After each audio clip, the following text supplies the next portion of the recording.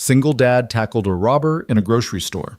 The woman he protected was the CEO behind the brand. Tom Harris never imagined that one split-second decision in aisle 4 would change everything. What started as a Tuesday morning grocery run turned into a fight for survival, a twist of fate, and a second chance at life he never saw coming. Stay with me until the end of this story and drop a comment with your city so I can see how far this journey travels. Now, let me take you back to where it all began. The morning had started like any other, unremarkable, predictable, safe. Tom Harris stood in his small kitchen, the kind with chipped countertops and a refrigerator that hummed too loud, pouring milk into Sophie's cereal bowl. His daughter sat at the table, legs swinging beneath her chair, her backpack already zipped and waiting by the door. "Dad, we're out of the good cereal," Sophie said, poking at the generic flakes with her spoon. Tom glanced at the clock, 7:15. School started at 8. He had exactly 45 minutes to drop her off, grab something decent for breakfast, and make it to his shift at the warehouse. The math was tight, but doable. "We'll stop at Green Mart on the way," he said, rinsing his coffee mug in the sink. 5-minute stop, in and out. Sophie grinned, the gap where her front tooth used to be making her look even younger than 8. "Can we get the one with the marshmallows?" "We'll see," Tom said, which was dad code for probably not, but I don't want to argue before school. He grabbed his jacket, a faded Marine's hoodie he'd worn thin over the years, and his keys. The morning air was crisp when they stepped outside, the kind of cool that promised a warm afternoon. The neighborhood was quiet, rows of modest homes with chain-link fences and cars that had seen better days. It wasn't much, but it was theirs. Sophie climbed into the back seat of his old Chevy pickup, buckling herself in without being asked.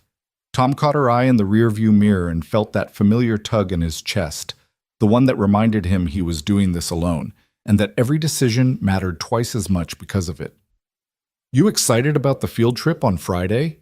he asked, pulling onto the main road. "Yeah, we're going to the Science Museum. Mrs. Patterson said we get to see real dinosaur bones. That's awesome, kiddo. Are you going to be able to come?" Tom's jaw tightened.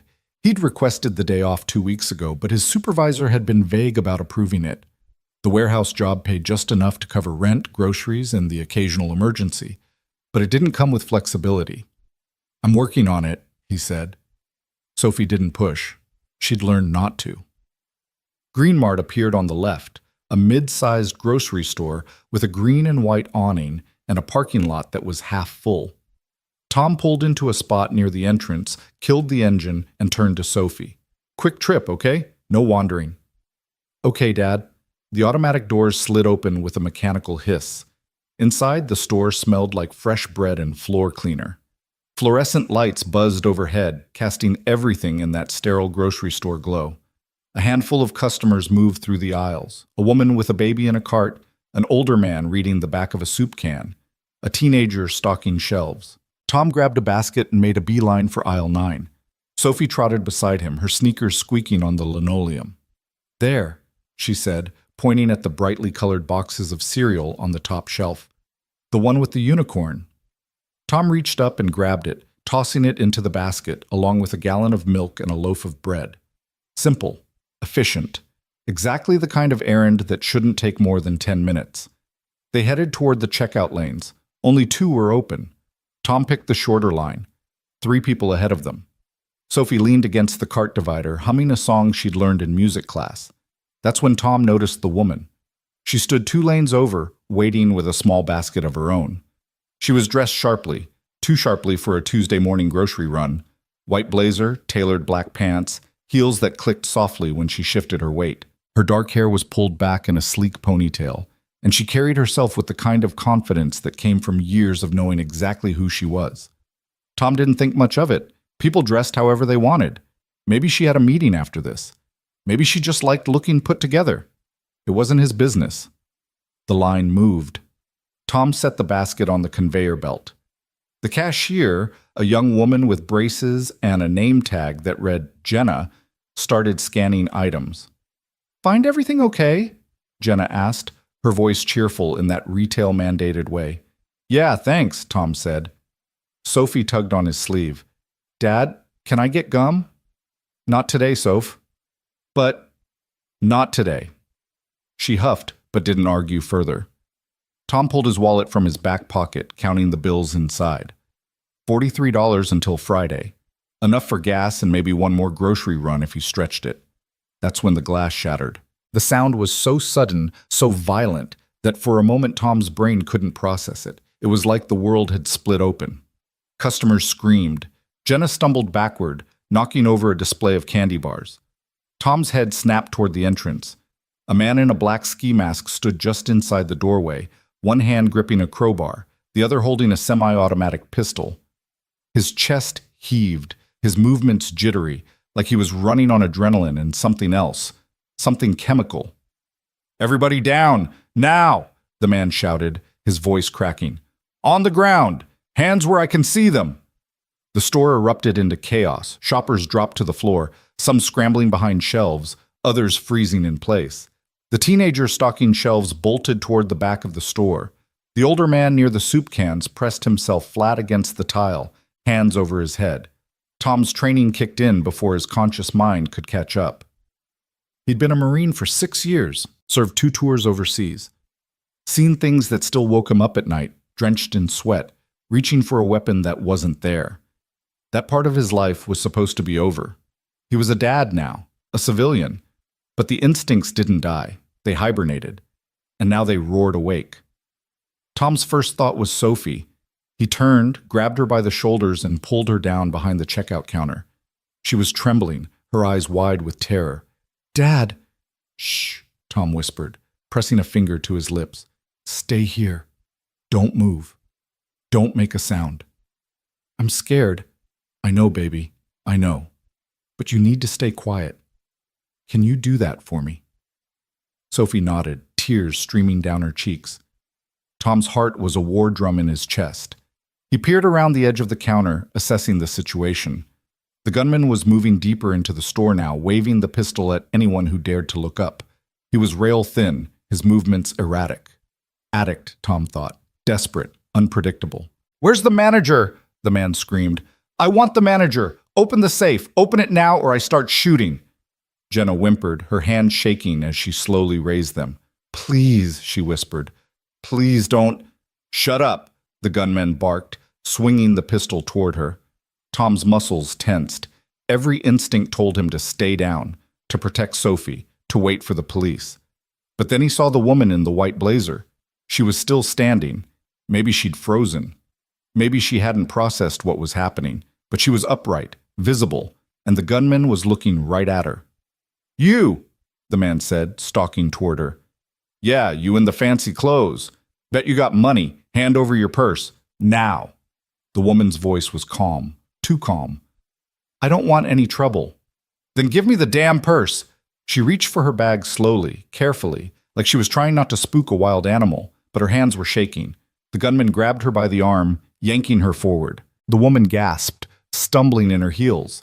And that's when something inside Tom snapped. He didn't think. Thinking got you killed. He moved. Tom launched himself from behind the counter, his body low, his weight centered. The gunman's back was turned. 3 seconds. That's all Tom had. 2 seconds. 1. Tom's shoulder slammed into the gunman's ribs with the force of a freight train. The 2 men crashed into a shelf stacked with canned goods. Soup cans exploded across the floor, rolling in every direction. The gun flew from the man's hand, skittering across the tile like a deadly top. "Get down!" Tom roared at the woman. She didn't need to be told twice. She dropped to the floor, dragging her purse with her. The gunman thrashed beneath Tom, clawing at his face, his jacket, anything he could reach. Tom pinned him with one knee, grabbing the man's wrists and slamming them against the tile. "Stay down," Tom growled. The man bucked, trying to throw him off, but Tom had 50 pounds on him and years of training. He twisted the man's arm behind his back, pressing his face into the floor. "Someone call 911!" Tom shouted. Jenna was already on the phone, her voice high and breathless. Yes, there's a robbery. Green Mart on 5th. Please hurry." The gunman spat a string of curses, still struggling. Tom pressed harder, his knee digging into the man's spine. "Stop moving or I'll make it hurt worse," Tom said, his voice cold. The man went still. Tom's hands were shaking now, adrenaline flooding his system. His knuckles were bleeding. He'd scraped them on the tile during the tackle, but he didn't feel the pain. Not yet. Sirens wailed in the distance, growing louder. Tom glanced back toward the checkout counter. Sophie was still there, peeking around the edge, her face pale but unharmed. "You okay, kiddo?" Tom called. Sophie nodded, tears streaming down her face. "Good girl, stay there." The woman in the white blazer was sitting up now, her back against a shelf, her breathing ragged. She stared at Tom like she couldn't quite believe what had just happened. "Are you hurt?" Tom asked. She shook her head, her voice barely a whisper. "No, I'm fine." "Good. Stay down until the cops get here." The sirens were deafening now. Red and blue lights flashed through the store's front windows. Car doors slammed, boots pounded against pavement. "Police, hands where we can see them." Tom raised one hand, keeping the other pressed against the gunman's back. "He's secured. Guns on the floor to my left." Two officers rushed in, weapons drawn. One of them kicked the pistol away while the other moved toward Tom. "Let him go, sir. We've got him." Tom released his grip and stood, his legs unsteady. The officers hauled the gunman to his feet, snapping handcuffs around his wrists. The man was still cursing, still struggling, but it was over. One of the officers, a stocky man with a graying mustache, turned to Tom. "You the one who took him down?" Tom nodded. "Hell of a thing," the officer said. "You ex-military?" "Marines." "Figures." The officer looked past Tom toward the woman in the white blazer. She was standing now, brushing dust off her pants. "Ma'am, are you injured?" "No," she said, her voice steadier now. "Thanks to him." She walked toward Tom, her heels clicking softly. Up close, Tom could see the fear still lingering in her eyes, the way her hands trembled even as she tried to compose herself. "You saved my life," she said, her voice cracking. I don't even know your name." Tom Harris." "Charlotte," she said. "Charlotte Wynne." She extended her hand. Tom shook it, his palm rough against her smooth skin. "Just did what anyone would do," Tom said, suddenly aware of the crowd staring at them. "No," Charlotte said firmly. "Not anyone. Most people would have stayed down. You didn't." Tom felt heat rise to his face. He wasn't good with compliments. Never had been. "I need to check on my daughter," he said, pulling his hand away. "Of course," Charlotte said quickly. "Of course. Thank you. Really." Tom nodded and turned back toward the checkout counter. Sophie was already running toward him, her small arms wrapping around his waist. Dad, you were so brave." Tom knelt down, pulling her into a tight hug. "You okay, Soph?" "I was scared," she whispered. "I know, me too." "But you stopped him." "Yeah, I did." Sophie pulled back, looking up at him with wide eyes. "Are we still going to school?" Tom laughed, a short, breathless sound. "Yeah, kiddo, we're still going to school." He stood, taking her hand. The store was still buzzing with activity, paramedics checking on customers, officers taking statements, employees trying to make sense of the wreckage. Tom just wanted to leave, to get Sophie somewhere safe, to pretend this morning had never happened, but as he walked toward the exit, he felt Charlotte's eyes on him. He glanced back. She was standing near the shattered entrance, talking to one of the officers, but her gaze was fixed on Tom. There was something in her expression, gratitude, yes, but something else too. Something Tom couldn't quite name. He gave her a small nod, then led Sophie out into the parking lot. The cool morning air hit him like a slap, grounding him. His hands were still shaking. His shirt was torn at the shoulder. His knuckles were bleeding. But Sophie was safe. That was all that mattered. Tom opened the truck door and helped Sophie into the back seat. She was quiet now, staring out the window. "Dad?" she said softly. "Yeah?" "That lady, the one you saved, she seemed really important." Tom started the engine. "Maybe." "Do you think we'll see her again?" Tom glanced in the rearview mirror, catching Sophie's reflection. "I don't know, kiddo. Probably not." He pulled out of the parking lot, leaving Green Mart behind. He had no idea how wrong he was. The rest of that Tuesday passed in a blur of paperwork and phone calls Tom didn't want to make. After dropping Sophie at school, 20 minutes late, with a hastily scribbled note explaining the delay, he'd driven straight to the police station to give his official statement. The detective assigned to the case, a woman named Martinez with sharp eyes and a no-nonsense demeanor, had walked him through the incident 3 times, asking him to recall details he hadn't consciously registered. The color of the gunman's shoes, the exact words he'd shouted, whether anyone else had been in the store who might have fled before police arrived. Tom answered as best he could, but his mind kept drifting back to Sophie's face when she'd wrapped her arms around him, the way her voice had trembled when she'd said she was scared. He'd promised himself years ago, after leaving the Marines, that he'd never put her in danger. And yet this morning, she'd been 10 feet away from a loaded weapon. "Mr. Harris?" Tom blinked, refocusing on Detective Martinez. "Sorry, what?" "I asked if you'd ever seen the suspect before today." "No, never." Martinez nodded, making a note on her tablet. "The store's security footage confirms your account. Clean takedown. Textbook, actually. You probably saved lives today." Tom shifted in his chair. "I just reacted." "Well, your reaction kept a bad situation from getting worse." She set the tablet down and leaned back, studying him. "You know, we're always looking for people with your kind of training. Ever thought about joining the force?" Tom had heard variations of this question a dozen times since leaving the military. Police departments, private security firms, even a buddy who ran a bail bonds operation. They all saw his resume and assumed he'd want to keep doing what he'd been trained to do.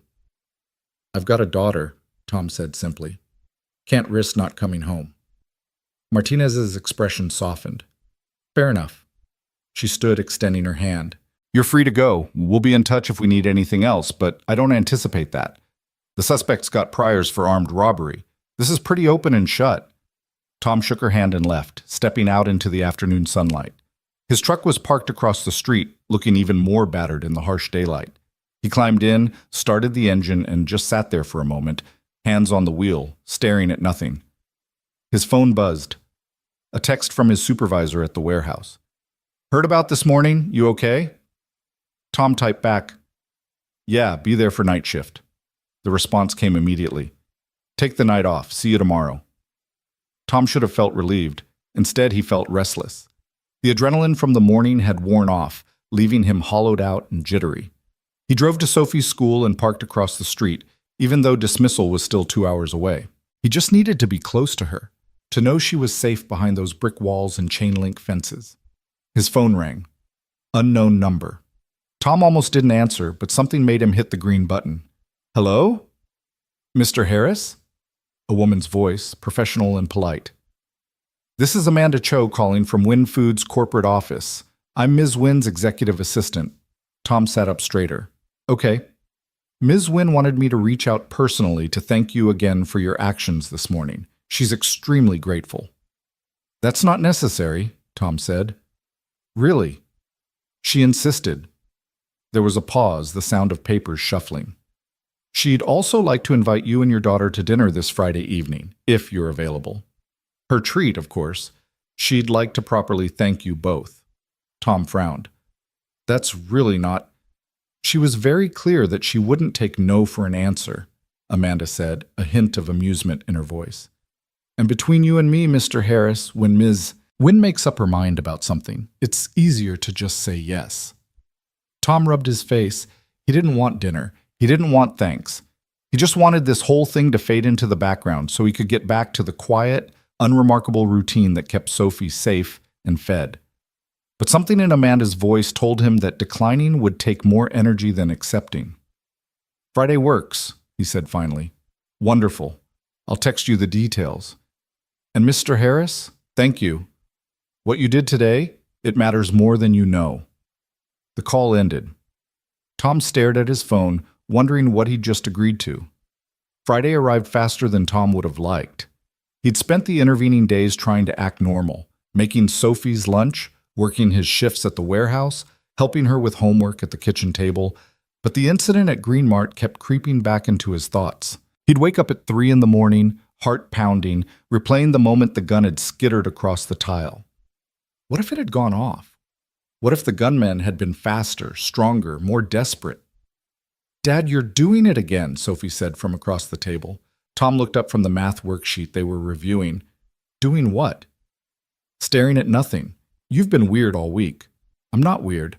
You are. Ever since the store thing." Tom set down his pencil. Sophie was watching him with those sharp, knowing eyes, the same eyes her mother had. She saw more than most 8-year-olds always had. Growing up without a mom did that to a kid, made them perceptive in ways they shouldn't have to be. "I'm fine, Soph," Tom said.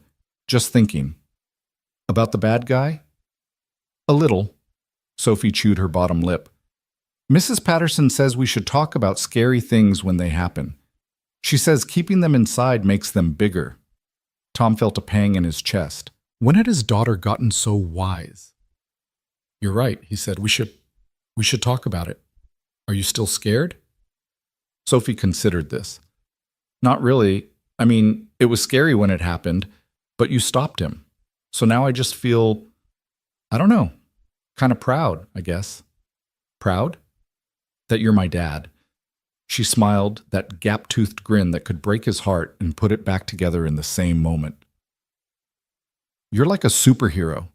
Tom reached across the table and squeezed her hand. "I'm not a superhero, kiddo. I'm just your dad."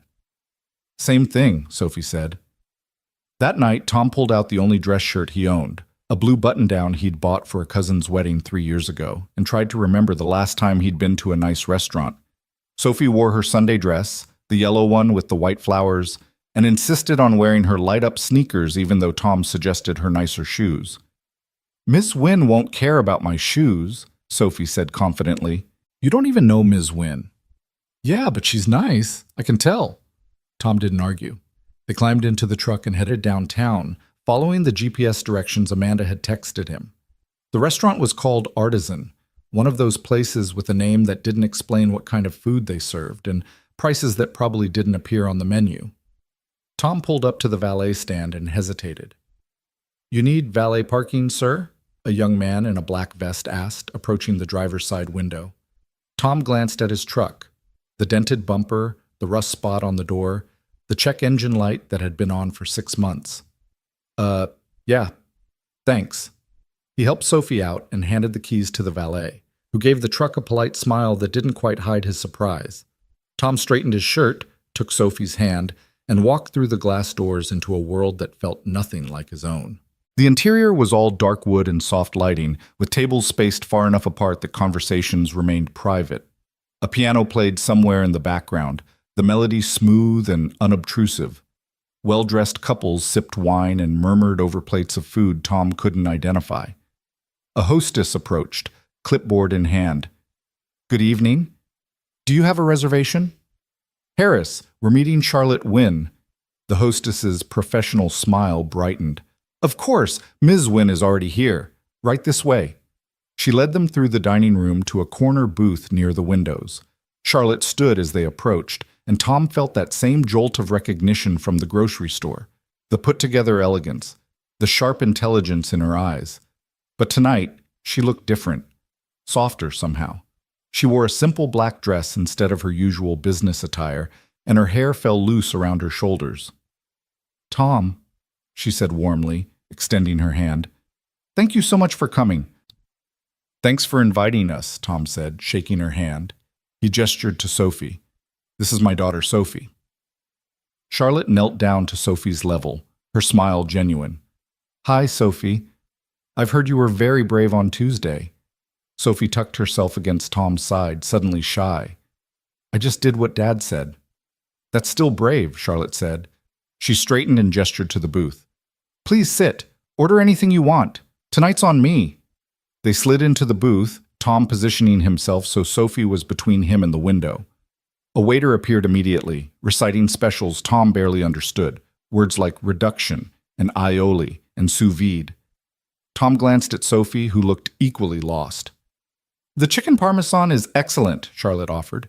"Very kid-friendly." Sophie perked up. "I like chicken." "Then that's what you should get," Charlotte said.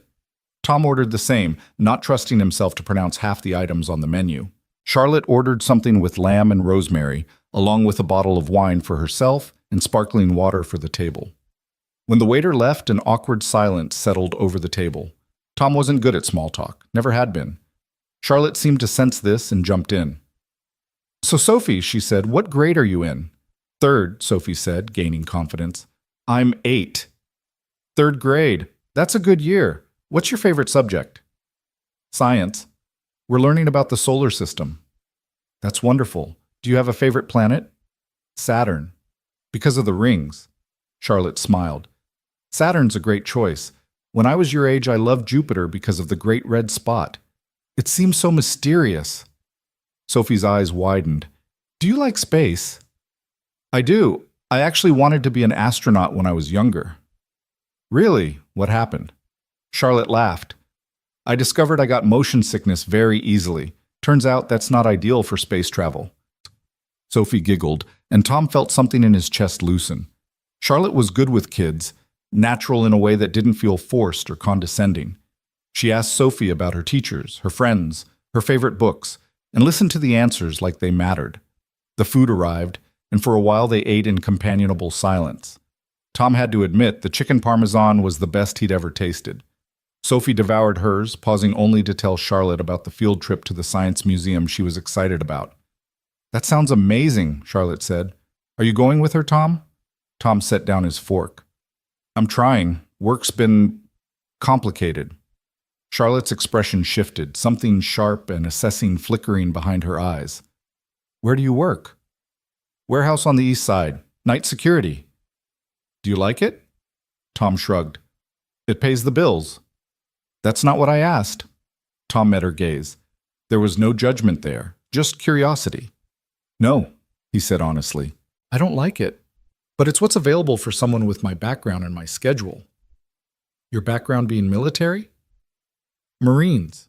6 years." Charlotte nodded slowly. "And you left because—" Tom glanced at Sophie, who was focused on cutting her chicken into precise squares. "Because I became a single dad," he said quietly, "and deployments don't exactly work with custody arrangements." Understanding flickered across Charlotte's face. She didn't ask about Sophie's mother, didn't press for details Tom wasn't ready to share. She just nodded and said, "That must have been a difficult choice." It was the only choice. The waiter returned to clear their plates and offer dessert. Sophie's eyes lit up when she heard the word chocolate lava cake, and Charlotte ordered one for them to share. When the waiter left, Charlotte leaned back in the booth, studying Tom with an intensity that made him uncomfortable. "Can I ask you something?" she said. "Sure." "Why did you tackle that man on Tuesday?" Tom frowned. "Because he had a gun. A lot of people see guns and stay down. It's the smart thing to do. So why didn't you?" Tom was quiet for a moment, choosing his words carefully. "I spent 6 years being trained to run toward danger instead of away from it. That doesn't just turn off when you come home. And when I saw him grab you—" He trailed off, shaking his head. "I couldn't just watch." "Even though you had Sophie with you?" "Especially because I had Sophie with me. What kind of man would I be if I taught her to stand by while someone else got hurt?" Charlotte's expression softened. "You're a rare kind of person, Tom Harris." "I'm really not." "Yes," Charlotte said firmly. "You are." The lava cake arrived, and Sophie dug in with enthusiasm, getting chocolate on her nose within the first bite. Charlotte laughed, and Tom found himself smiling despite the strange weight of the conversation. "I want to tell you something," Charlotte said, her tone shifting to something more serious, "about who I am." Tom wiped Sophie's face with a napkin. "You already told me. Charlotte Wynn." "I did, but I didn't tell you what that means." She paused, as if gathering her thoughts. "Wynn Foods is the parent company of Green Mart and about 40 other grocery chains across the country. I inherited the business from my father 5 years ago." Tom's hand stilled. "You own Green Mart?" "I own the company that owns Green Mart, yes." Tom sat back, processing this. "So when that guy tried to rob your store—" "He had no idea who I was. I was just another customer to him. But the truth is I'd stopped by that morning to do a random inspection. It's something I do a few times a month, show up unannounced, walk the aisles, talk to employees. I like to see my stores the way customers see them." "That's why you were dressed so nice. For the inspection." "Exactly. Charlotte picked up her water glass, turning it slowly in her hands.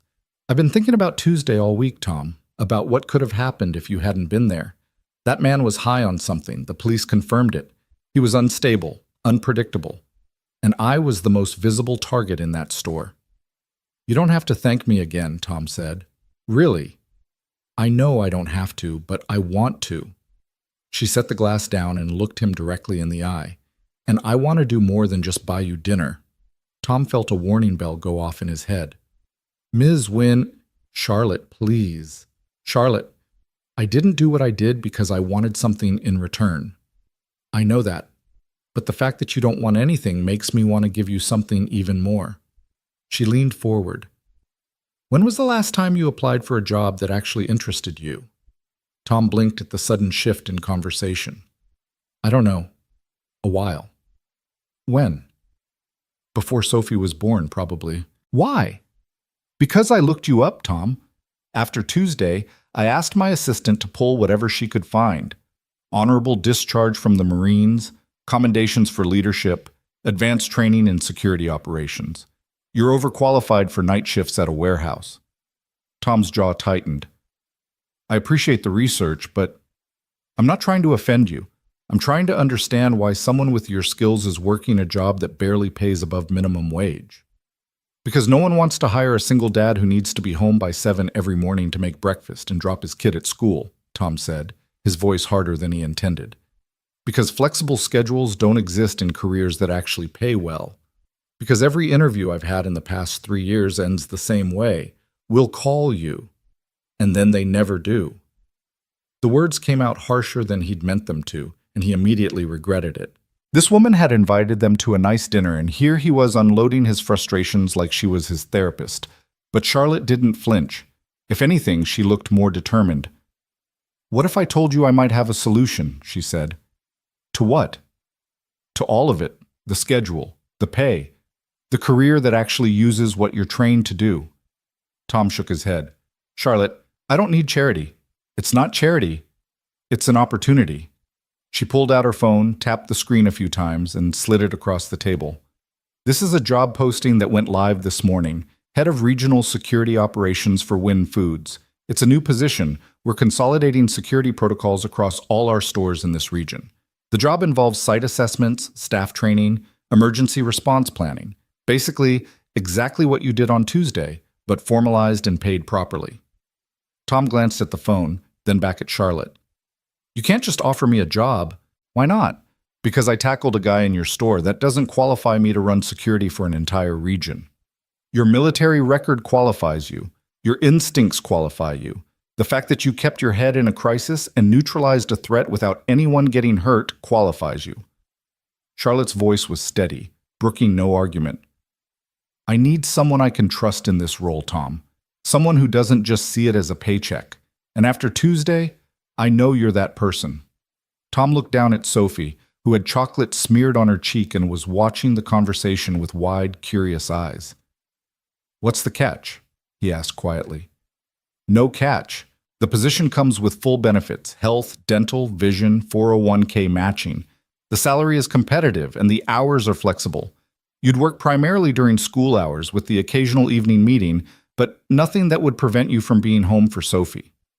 It sounded too good to be true, which meant it probably was. I need to think about it, Tom said. Charlotte nodded. Of course. Think about it over the weekend. But Tom, I want you to really consider this, not as a favor, not as charity, but as a legitimate opportunity that you've earned. The waiter brought the check, which Charlotte signed without even glancing at the total. They walked out together, the cool evening air a relief after the warmth of the restaurant. The valet brought Tom's truck around and Charlotte walked them to it. Thank you for coming tonight, she said. Both of you. Sophie, emboldened by chocolate cake and good conversation, stepped forward and hugged Charlotte around the waist. Charlotte looked surprised for a moment, then wrapped her arms around the little girl, her expression softening in a way Tom hadn't seen before. Thank you for the cake, Sophie said, pulling back. You're very welcome. They climbed into the truck and Tom started the engine. Charlotte knocked on his window. He rolled it down. Think about it, she said again. Please. Tom nodded. I will. He pulled away from the curb, glancing in the rearview mirror.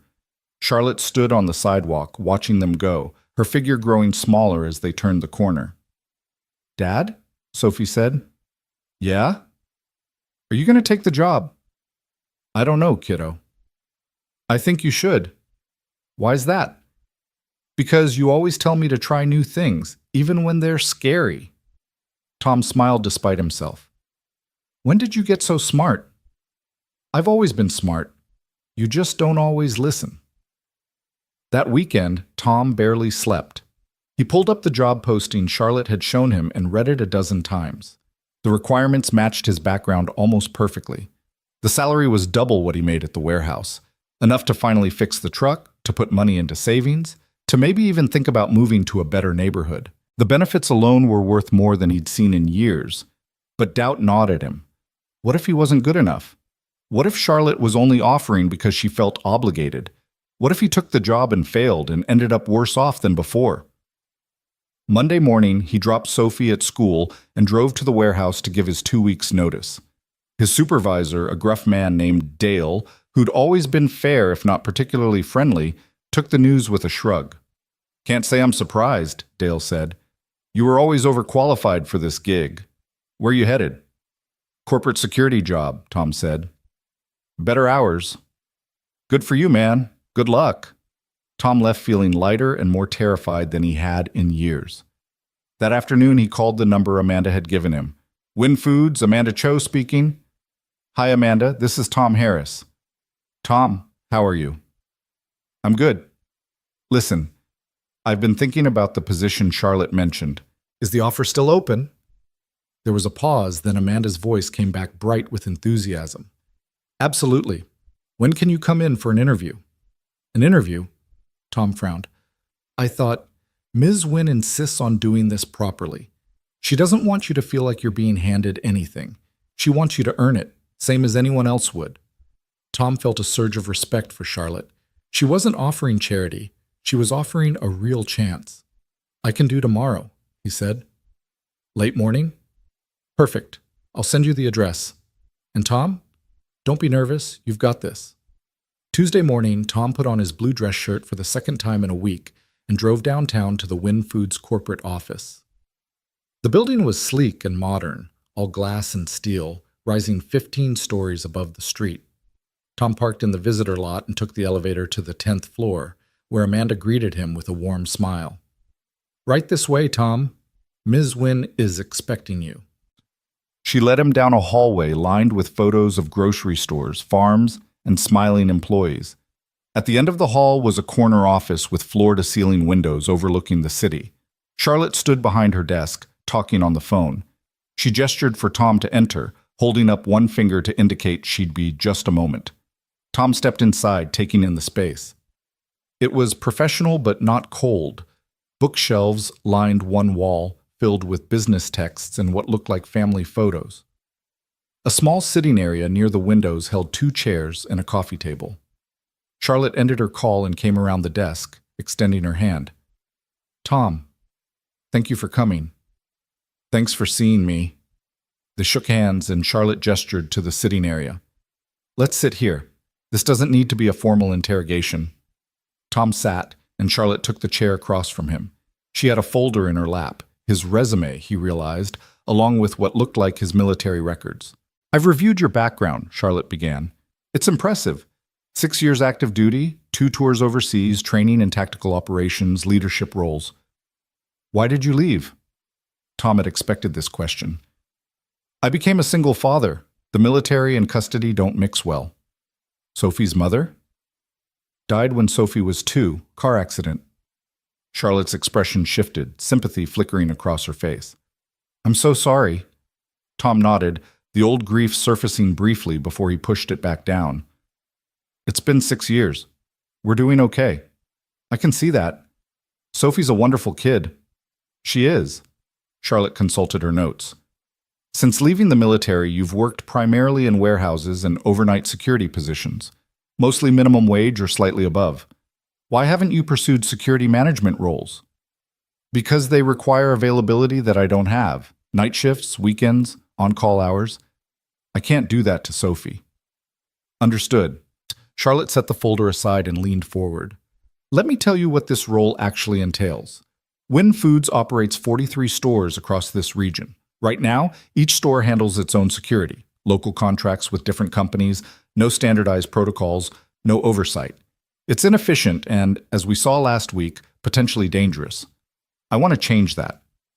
Tom listened, his interest growing. I want someone who can assess our current security measures, identify weaknesses, develop comprehensive protocols, and train staff across all locations. Someone who can respond to incidents, coordinate with law enforcement, and ensure that what happened last Tuesday never happens again. Or if it does, that we're prepared.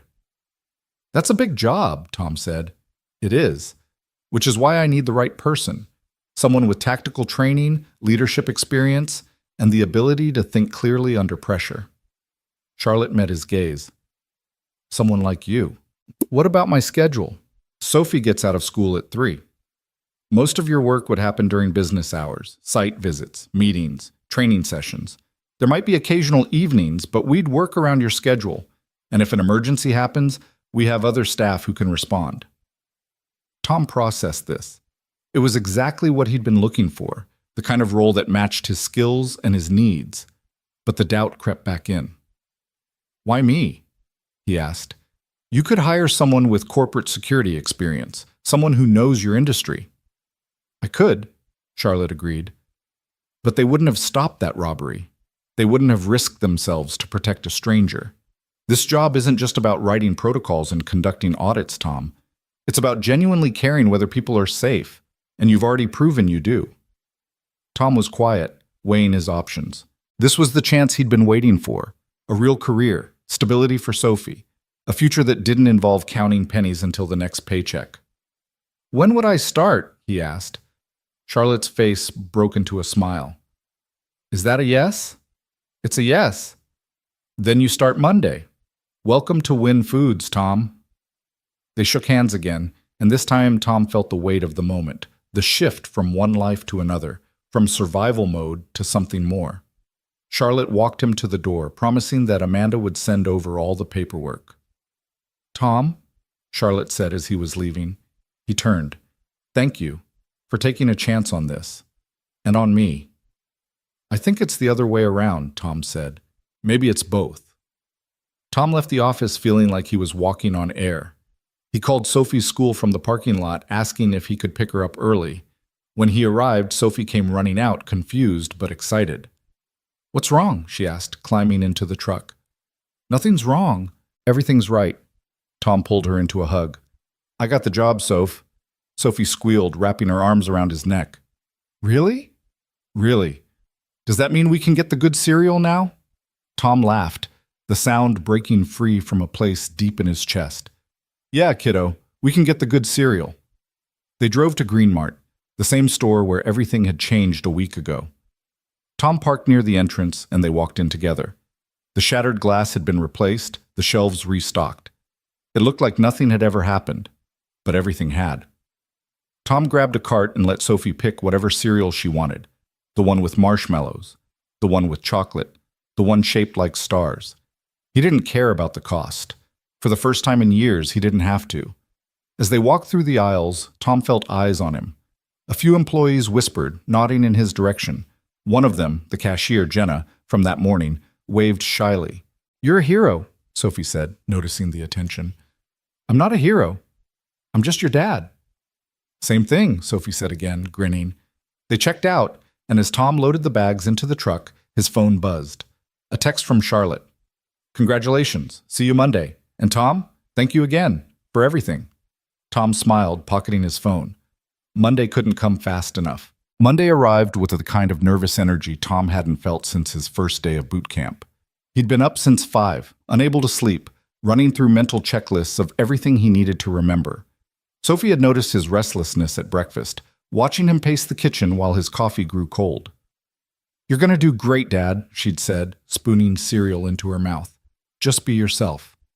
That's what I'm worried about, Tom had muttered, but he'd smiled when he said it. Now he stood in the lobby of the Win Foods building, wearing the one suit he'd bought over the weekend, charcoal gray, off the rack from a department store, but it fit well enough. Amanda had sent him a detailed email outlining his first day.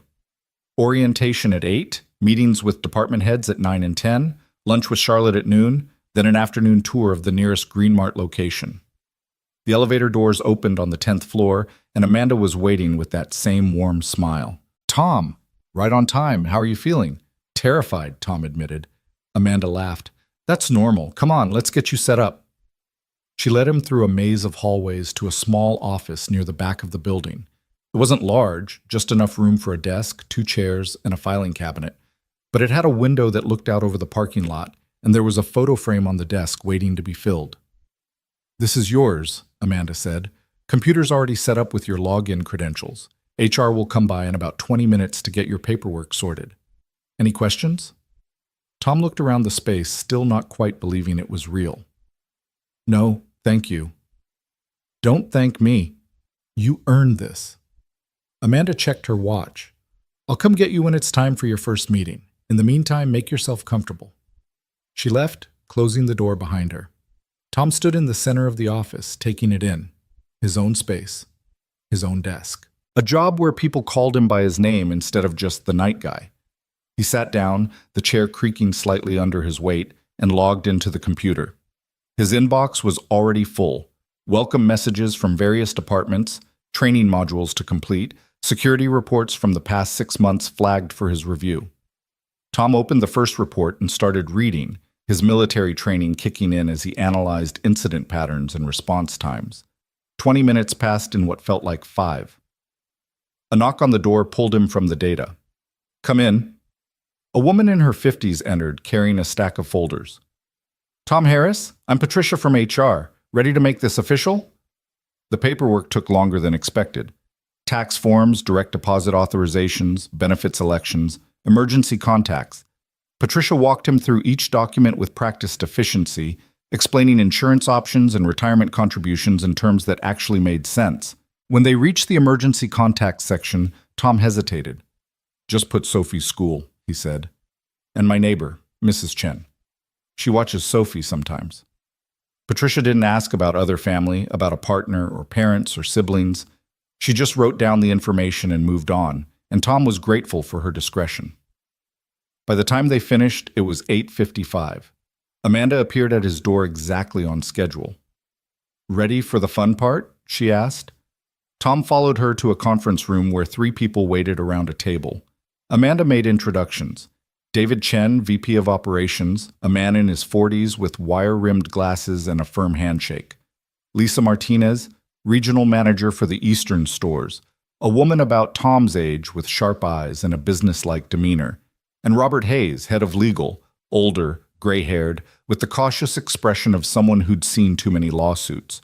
They spent the next hour walking Tom through the current state of security across the region. Each store contracted with local companies, as Charlotte had mentioned, resulting in wildly inconsistent protocols. Some locations had armed guards, others just cameras. Response times varied from minutes to hours. Training was minimal or non-existent. "It's a mess," David said bluntly, "and it's been a mess for years. We just haven't had the resources to fix it." "Until now," Lisa added, looking at Tom, "Charlotte's been pushing for a unified security division for 2 years. What happened last Tuesday finally gave her the leverage to make it happen." Tom absorbed this, understanding dawning. The robbery hadn't just saved Charlotte's life, it had provided the catalyst for institutional change. "What's my budget?" Tom asked. Robert slid a folder across the table. "Initial allocation is here. It's generous, but not unlimited. Charlotte wants results, but she wants them done smartly." Tom opened the folder and scanned the numbers. It was more than generous, it was transformative. With this kind of funding, he could implement real changes. "What about resistance?" Tom asked. "Store managers who don't want to change systems they're used to?" Lisa smiled grimly. "That's where I come in. I'll handle the politics, you handle the security. Between us, we'll get it done." The meeting ended with action items and timelines.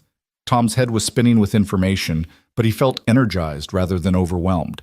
This was real work, important work, the kind that actually mattered. At noon, Amanda escorted him to Charlotte's office. Charlotte was on the phone again, but she waved him in, pointing to the sitting area where lunch had been set up. Sandwiches, salads, fruit, bottled water. I understand, but that timeline isn't realistic, Charlotte was saying into the phone, her tone firm but not unkind. We need at least 6 weeks for proper implementation. Yes, I know what the board wants. Then the board needs to trust the people they hired to do this right. She ended the call and turned to Tom with an apologetic smile. Sorry, crisis of the day. How's your morning been? Overwhelming in the best way, Tom said. They sat, and Charlotte handed him a sandwich. David and Lisa can be intense, but they're good at what they do. If they seem skeptical, don't take it personally. They're just protective of their territories. They didn't seem skeptical, more like cautiously optimistic. That's better than I expected. Charlotte unwrapped her own sandwich. What are your first impressions? Tom considered this. The security situation is worse than I thought. No standardization, no accountability, no clear chain of command when something goes wrong. But it's fixable.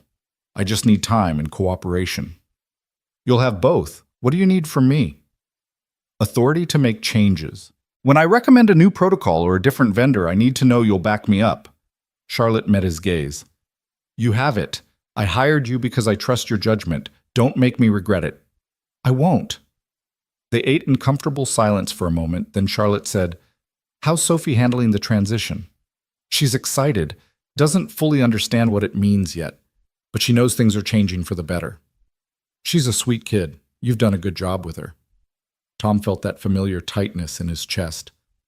I'm trying. Some days are harder than others. Single parenting always is, Charlotte said quietly. Something in her tone made Tom look up. You have kids? No, but I watched my mother raise me and my brother alone after my father died. I know what it costs. Tom hadn't known Charlotte had lost her father. He'd assumed she'd inherited the company in the usual way, planned succession, careful transition. But there was grief in her voice, old but still present. How old were you? Tom asked. 16. Car accident, same as Sophie's mother. He was driving home from a store opening, hit by a drunk driver on the highway. Charlotte's expression was distant. One phone call and everything changed. I'm sorry. It was a long time ago, but it shaped who I became, made me understand that every employee in this company has a life outside these walls. Families depending on them, kids who need them to come home safe. She looked at Tom.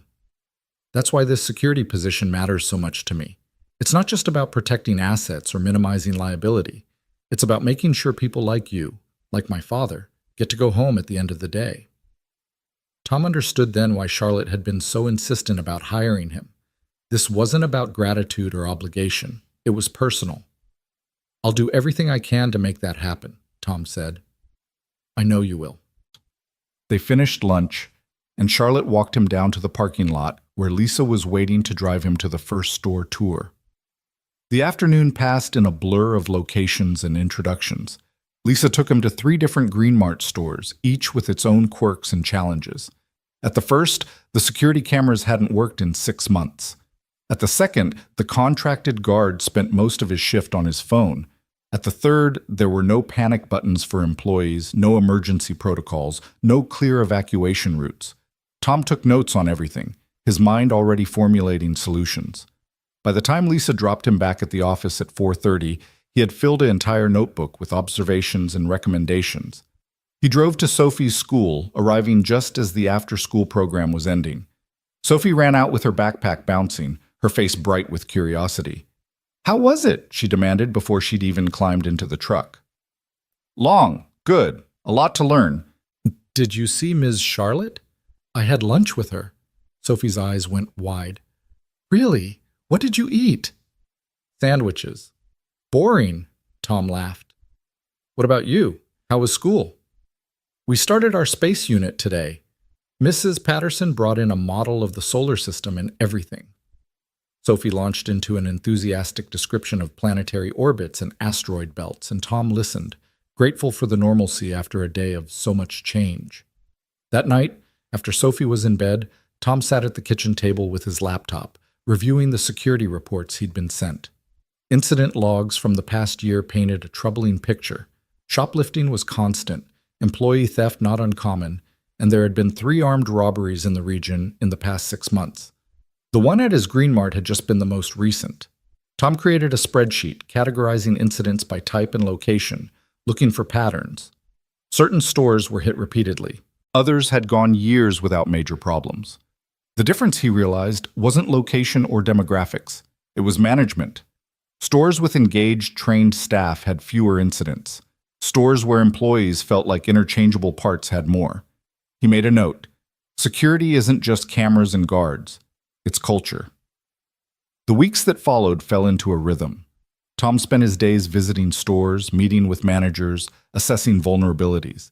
He developed checklists and protocols, wrote training manuals in clear, practical language, and began vetting security companies for a new regional contract. He worked closely with Lisa, who proved to be as competent as she was demanding, and with David, who had an encyclopedic knowledge of operations logistics.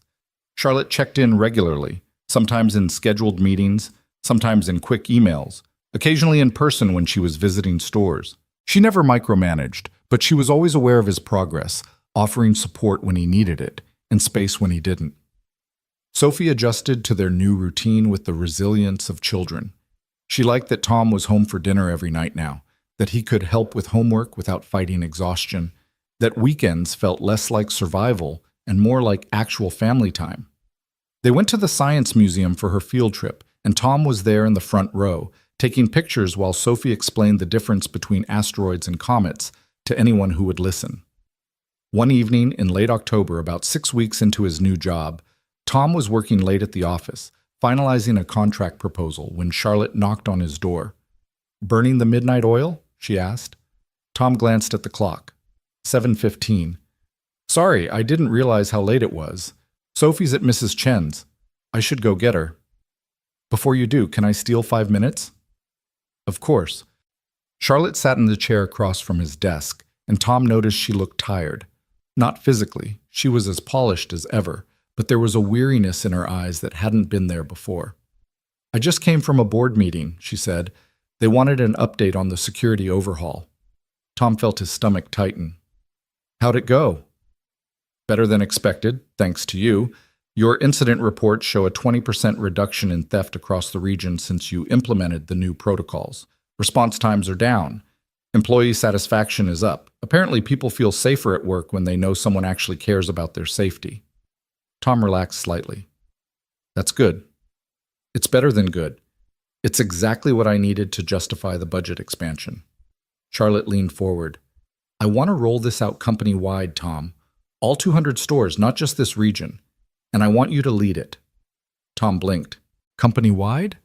"You'd get a team, at least 4 regional managers working under you. More resources, bigger budget, real authority to make systemic changes, and a significant raise, obviously." It was everything Tom could have hoped for, the kind of career advancement that usually took years. But it also meant more responsibility, more travel, more time away from Sophie. "Can I think about it?" Tom asked.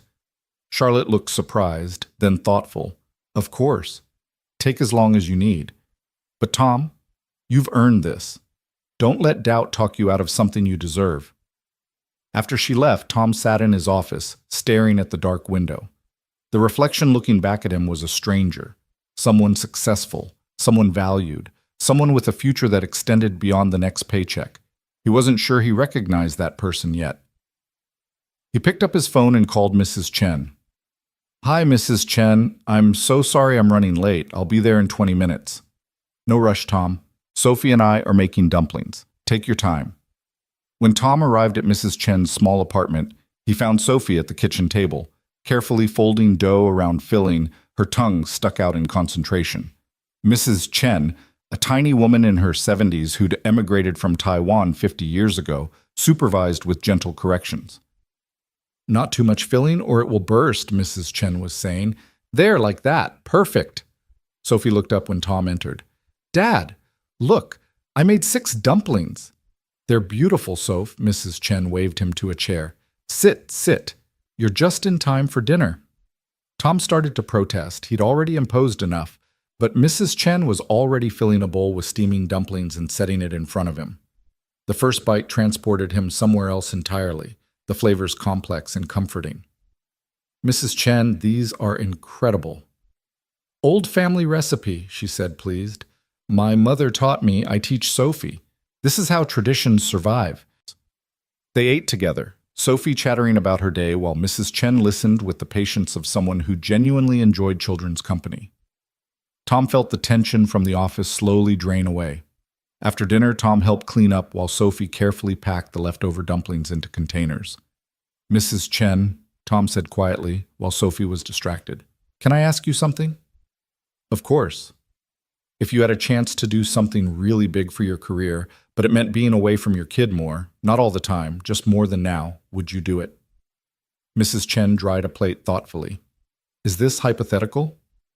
Not entirely. Then my answer is this. Children need many things from their parents. Food, shelter, safety, these are important. But they also need to see their parents happy, fulfilled, growing. If you're miserable to give Sophie stability, she will feel that misery. But if you are thriving, even if it means some change, she will thrive too. Oh, what if I'm not around as much? Then you make the time you have count more. Quality over quantity, as they say. Mrs. Chen set down the plate and looked at him directly. Tom, I watch you with Sophie. You are a good father. Trust yourself to keep being a good father, even as things change. Tom nodded, something settling in his chest. Thank you. No thanks needed. Now go, take your dumplings before they get cold. That weekend, Tom took Sophie to the park. Their park. The one they'd been going to since she was 3. They walked the familiar paths, fed the ducks at the pond, shared a pretzel from the cart near the playground. Sophie ran ahead to the swings, and Tom pushed her, the rhythm meditative and familiar. Higher, Dad! He pushed harder, watching her arc toward the sky, her laughter carrying on the breeze. Sophie, he called, can I ask you something? What? She shouted back, wind in her hair. How would you feel if my job changed? If I had to travel sometime, stay overnight in other cities? Sophie dragged her feet to slow the swing, then turned to look at him. How much? Maybe once or twice a month. Just for a night or two. Sophie considered this with the seriousness she applied to all important questions. Would Mrs. Chen stay with me? If she's available. Or maybe we could find someone else you like. And you'd still be home most of the time? Every night I could be. Sophie hopped off the swing and walked over to him. Then I think you should do it. Tom knelt down to her level. Why? Because you love your job, I can tell. You smile more now, and you don't get that worried look you used to get when you were checking the mail. Tom hadn't realized she'd noticed. Kids saw everything.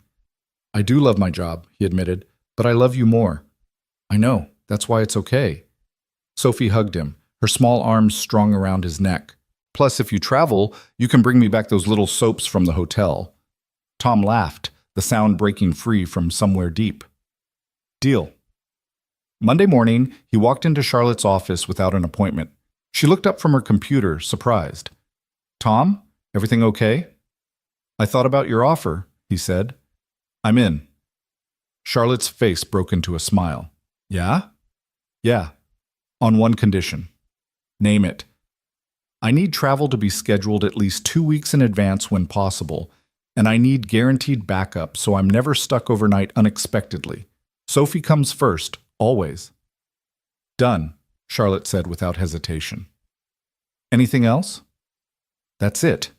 Charlotte stood and extended her hand. Then welcome to the executive team, Tom. Let's change the whole damn company. They shook on it, and Tom felt the weight of the moment. Another shift. Another leap into something unknown but promising. The announcement went out that afternoon. Tom was promoted to Vice President of Security Operations, effective immediately. His phone started buzzing with congratulatory messages from colleagues he'd worked with over the past weeks. David sent a brief but warm email. Lisa called him directly. About damn time, she said. This company needs people who actually know what they're doing in leadership. Welcome to the club. But the message that meant the most came from Amanda. Charlotte told me the news. She made the right choice. Congratulations, Tom. Your daughter must be so proud. That evening, Tom picked up Sophie from school and drove her straight to the ice cream shop, the fancy one downtown that served sundaes in bowls the size of her head. What's the occasion? Sophie asked, eyes wide as she surveyed the menu. I got a promotion. What's a promotion? It means my boss thinks I'm doing a good job, so she's giving me more responsibility and more money. Sophie gasped. Does that mean we can get the apartment with the balcony? Tom had shown her a listing once, months ago, for a 2-bedroom with a small balcony overlooking a park. It had been completely out of their price range, so far outside the realm of possibility that Tom had closed the website and tried to forget about it. Maybe, he said. Let's see. Sophie ordered the chocolate explosion sundae. Tom got vanilla with caramel. They sat at a small table by the window, and Sophie told him about a book she was reading in class while chocolate ice cream dripped down her chin. Later, after Sophie was asleep, Tom pulled up that listing again. It was still available. With his new salary, it was no longer impossible. It was just on the edge of feasible. He could make it work if he was careful, if he budgeted properly, if he didn't let himself get comfortable and complacent. He filled out the application before he could talk himself out of it. 3 days later, the landlord called. They wanted to meet him, see his employment verification, check his references. Tom took a long lunch, drove to the building, and walked through the apartment with the landlord, a middle-aged woman named Teresa who asked about Sophie and seemed genuinely interested in the answer. Single dad? Teresa asked. Yes, ma'am. Good for you. That's not easy. She gestured around the living room. This is a quiet building, families mostly, a few retirees. We have a community garden in back if Sophie likes that sort of thing. She would, Tom said, picturing Sophie planting tomatoes or sunflowers. Then it's yours if you want it. First month and security deposit, move-in date flexible. Tom signed the lease that afternoon, still not quite believing it was real. When he picked up Sophie from school, he drove past the building and pulled over. See that window on the 3rd floor? He said, pointing. The one with the balcony? Sophie followed his finger. Yeah? That's ours now. We're moving in next month. Sophie's shriek of joy was so loud that Tom worried it might shatter the windows. She unbuckled and launched herself at him, hugging him so tight he could barely breathe. Really? For real? For real, kiddo. Can I paint my room? Any color you want. Sophie pulled back, her face serious. This is because of the job, right? Because Ms. Charlotte gave you the job? Yeah, it is. Then we should thank her. Tom smiled. Yeah, we should. That weekend, Sophie insisted on making Charlotte a thank you card. She spent hours at the kitchen table, drawing pictures of grocery stores and stick figures and stars, writing thank you for helping my dad in careful, uneven letters. Tom watched her work, marveling at her thoughtfulness, her ability to understand that someone had changed their lives and deserved recognition for it. On Monday, Tom brought the card to the office. Charlotte was in a meeting, so he left it on her desk with a brief note. From Sophie. She wanted you to know she's grateful. An hour later, Charlotte appeared at his office door, the card in her hand, her eyes suspiciously bright. This is the sweetest thing anyone's ever given me, she said. She worked hard on it. I can tell. Charlotte studied the drawing. Sophie had drawn 3 figures, one tall and one small, holding hands, and one standing nearby with a smile. Is this me? She's got you smiling. Apparently that's your defining characteristic. But throughout the day, he found himself thinking about that moment of vulnerability, the way Charlotte had held Sophie's card like it was something precious. She was lonely, he realized. Successful, powerful, respected, but lonely. And maybe, just maybe, she'd hired him for reasons that went beyond security protocols and corporate strategy. Maybe she'd seen in him and Sophie something she was missing in her own life. Tom filed that observation away, not sure what to do with it, but knowing it mattered. The weeks blurred together in a haze of productivity. Tom assembled his team, 4 strong regional managers including Lisa, who accepted the promotion with characteristic efficiency. They divided the country into territories, developed training schedules, and began the slow process of transforming 200 independent stores into a unified, secure operation. It was exhausting and exhilarating in equal measure. Tom traveled to Seattle, to Phoenix, to Boston, staying in hotels that gave him those little soaps Sophie loved, eating meals in airport restaurants, conducting meetings in conference rooms that all looked the same. But every trip ended with him coming home to Sophie, who would run to him with stories about school and Mrs. Chen and the new apartment they were slowly settling into. The apartment had transformed their lives in ways Tom hadn't anticipated. Having space meant Sophie could have friends over. Having a balcony meant they could eat breakfast outside on sunny mornings. Having a community garden meant Sophie was learning to grow things, coming home with dirt under her fingernails and pride in her voice. They were thriving, and somewhere in the midst of all that change, Tom realized he was too. The anxiety that had dogged him for years, the constant worry about money, about whether he was doing enough, about what would happen if the truck broke down or Sophie got sick or he lost his job, had faded to background noise. He still worried because that's what parents did, but it was manageable now. Contained. Charlotte noticed. She said as much during one of their weekly check-ins in early December. "You look different," she said, studying him across her desk. "Different how?" "Lighter. Like you're not carrying the weight of the world anymore." Tom considered this. "I guess I'm not. Or at least the world feels less heavy." "Good. You deserve that." They talked business for a while, rollout timelines, budget adjustments, a minor incident at a store in Atlanta that Tom had already handled. But as the meeting wound down, Charlotte said, "Are you and Sophie doing anything for Christmas?" Tom shrugged. "Probably just us. We usually keep it low-key." "Would you be interested in not keeping it low-key this year?" Tom looked up, surprised. "What do you mean?" "I host a holiday party every year for the executive team and their families. Nothing fancy, just dinner and games and general festive chaos. I'd like you and Sophie to come." Tom hesitated. Office parties had never been his thing, and dragging Sophie to a work event felt awkward. But something in Charlotte's expression stopped him from declining outright. "Will there be other kids there?" he asked. "At least a dozen. David's got 3, Lisa's got 2, Robert brings his grandkids. It's actually more of a children's party that adults happen to attend." "Then yeah, we'll come." Charlotte smiled, and Tom noticed how that smile changed her whole face, softening the sharp edges that came with running a corporation. "Good," she said. "I'm glad." The week before Charlotte's holiday party, Tom found himself in an unfamiliar position, shopping for something to wear that wasn't work clothes or his worn Marines hoodie. Sophie had declared his usual wardrobe too boring for a fancy party, and somehow he'd let her drag him to the mall on a Saturday afternoon. "What about this one?" Sophie held up a sweater with a reindeer on it, complete with a blinking red nose. "Absolutely not. But it's festive. It's a nightmare." Tom steered her toward a more reasonable section. "How about something that doesn't require batteries?" They compromised on a dark green sweater that Sophie deemed Christmassy enough, and a new dress for her, red velvet with a white collar that made her look older than 8. Tom paid without wincing at the total, another small miracle of their new life. On the drive home, Sophie was quiet, staring out the window at the holiday lights that had started appearing on houses throughout the neighborhood. "Dad?" she said finally. "Yeah?" "Is Ms. Charlotte married?" The question came out of nowhere, and Tom nearly missed the turn. "What? No. Why?" "Just wondering. She's really pretty and nice. Seems like someone would want to marry her." Tom navigated the truck into their parking space, buying time to formulate an answer.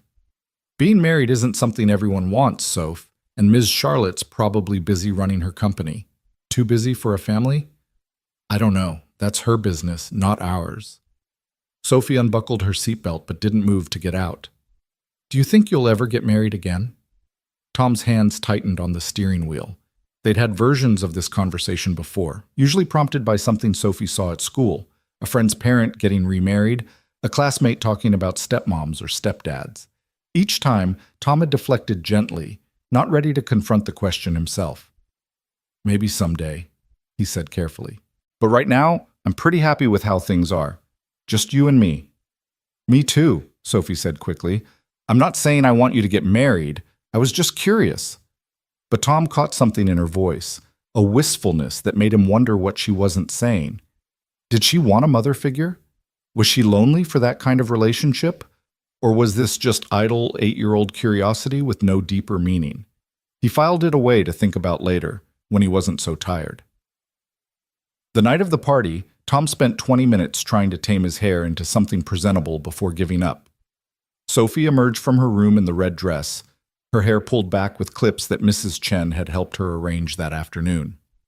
"You look beautiful, kiddo," Tom said. "You look handsome," Sophie replied, straightening his collar with the seriousness of a fashion consultant. They drove to Charlotte's house. Not an apartment or condo as Tom had vaguely expected, but an actual house in one of the nicer suburbs north of the city. It was large but not ostentatious, a craftsman-style home with a wide porch and warm light spilling from the windows. Cars lined the street, and Tom could hear laughter and music as they approached the front door. Sophie grabbed his hand, suddenly nervous. "There's going to be a lot of people." "You'll be fine. Remember, lots of other kids." Charlotte answered the door herself, wearing a deep blue dress that was elegant without being formal. Her hair was down, softer than the sleek ponytail she wore at the office, and she was smiling in a way Tom had rarely seen, open, relaxed, genuinely happy. "Tom, Sophie, come in, come in!" She ushered them inside, taking their coats. "Sophie, that dress is stunning. You're going to make all the other kids jealous." Sophie beamed, her nervousness evaporating. "Thank you, Ms. Charlotte." "Just Charlotte tonight. No Ms. at parties." She turned to Tom. "Drinks are in the kitchen, food's everywhere. Kids are currently engaged in what I believe is an epic snowball fight in the backyard, despite the lack of actual snow. Make yourselves at home." The house was warm and inviting, decorated with tasteful holiday touches. A real tree in the corner, garland along the mantel, candles on every surface. Tom recognized several colleagues mingling in the living room. David was deep in conversation with someone Tom didn't know. Lisa was refereeing what looked like a heated debate between two of her kids about video games. "Dad, can I go outside?" Sophie asked, spotting the children through the back window. "Sure. Stay where I can see you."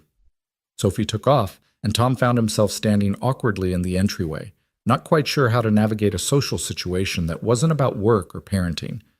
Charlotte appeared at his elbow with a glass of something amber. "You look like you could use this," she said. Tom took it, sniffed it. "Whiskey, good whiskey." "Thanks. Come on, I'll introduce you around. Most people here know who you are, but names help."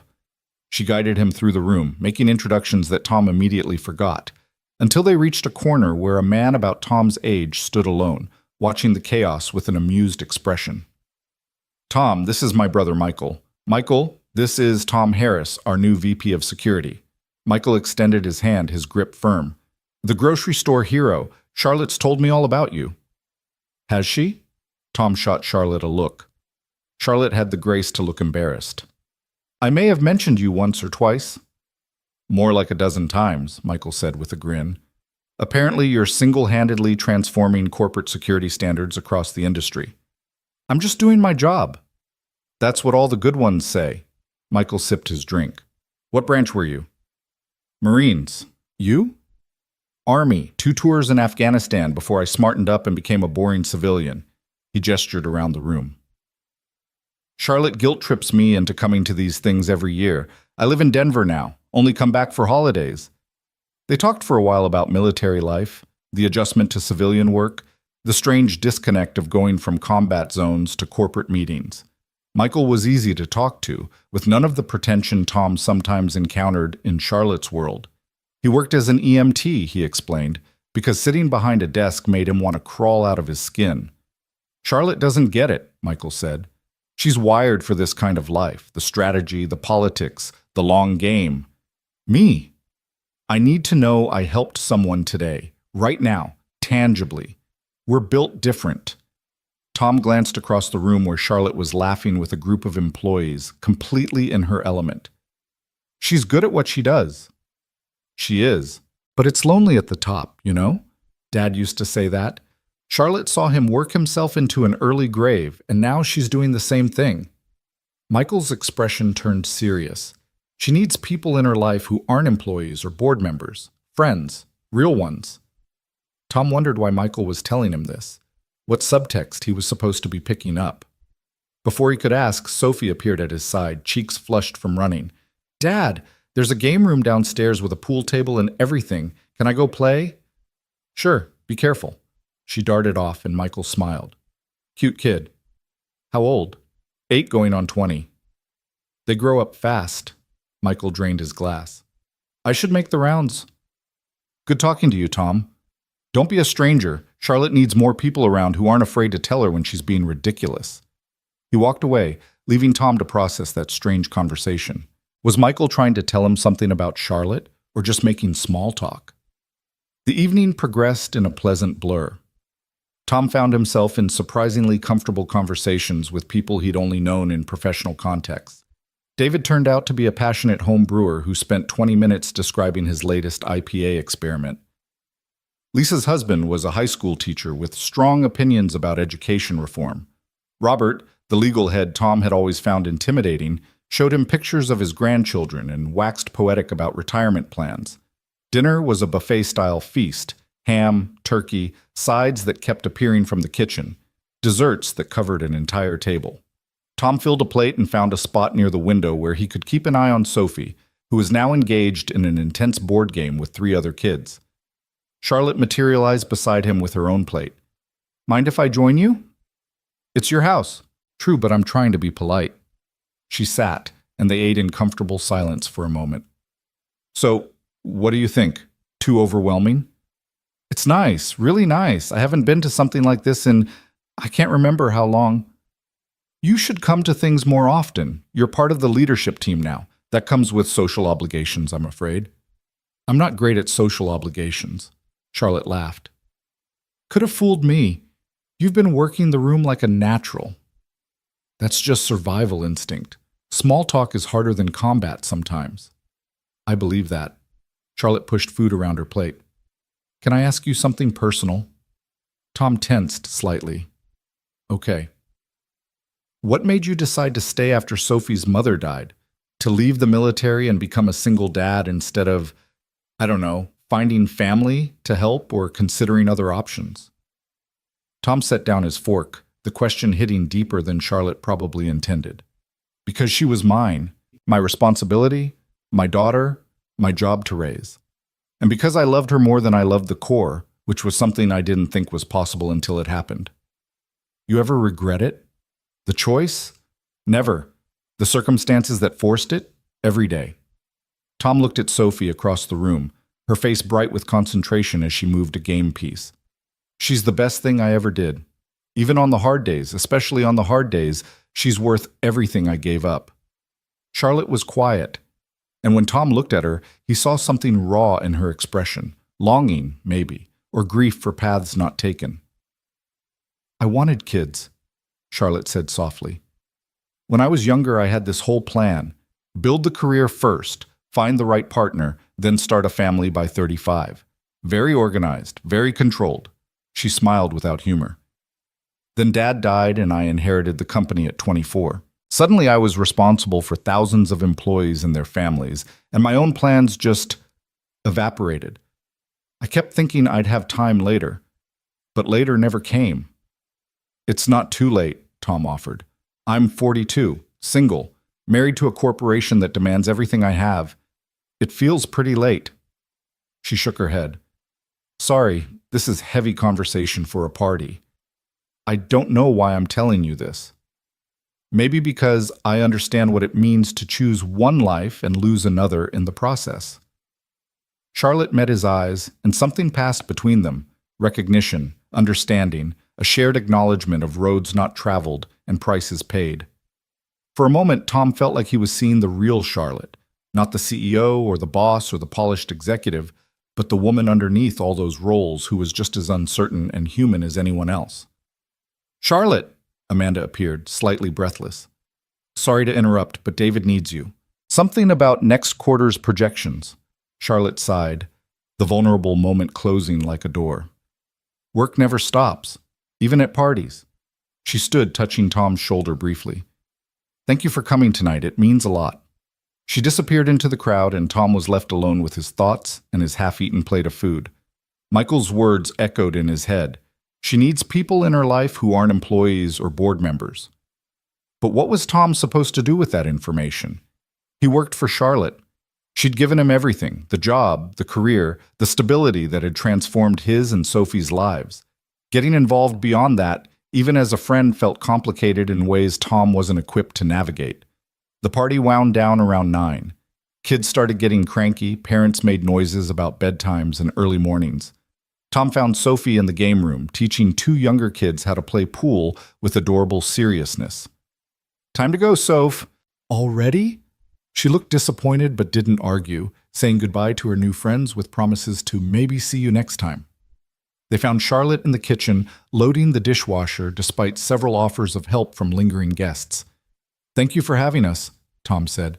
"Sophie had a great time." "It was the best party ever," Sophie declared. "Even better than Amy's birthday party at the roller rink." Charlotte smiled, kneeling down to Sophie's level. "I'm so glad you came. You know what? Next time I need someone to help me plan a party, I'm hiring you as my consultant."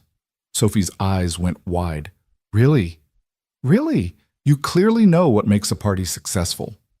They said their goodbyes, collecting coats and heading out into the cold December night. The drive home was quiet, Sophie dozing in the back seat, Tom replaying moments from the evening.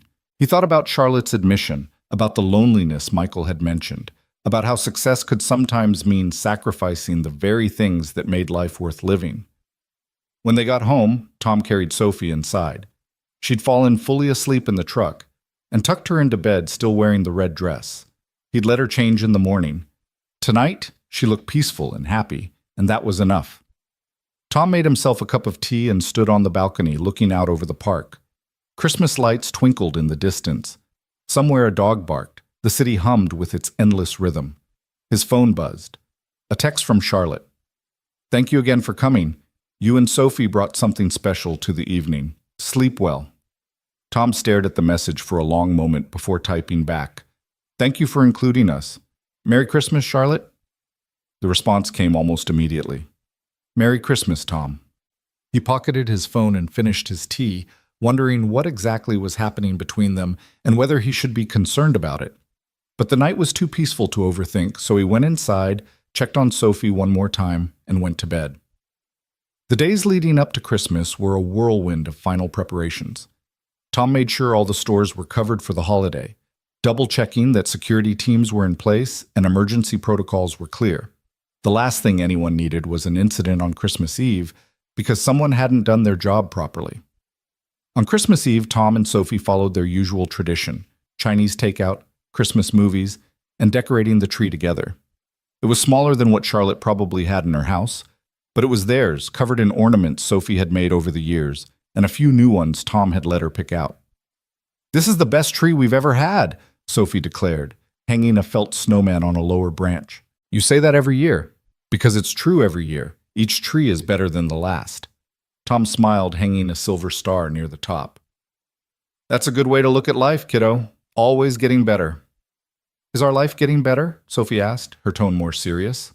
Tom sat on the couch and Sophie climbed up beside him. "What do you think?" "I think it is.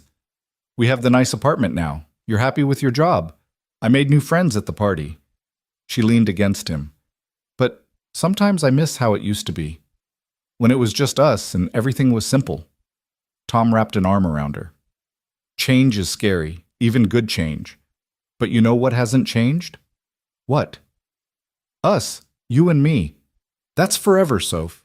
No matter how big the apartment gets or how many parties we go to or how fancy my job becomes, we're a team." Sophie nodded against his chest. "The best team."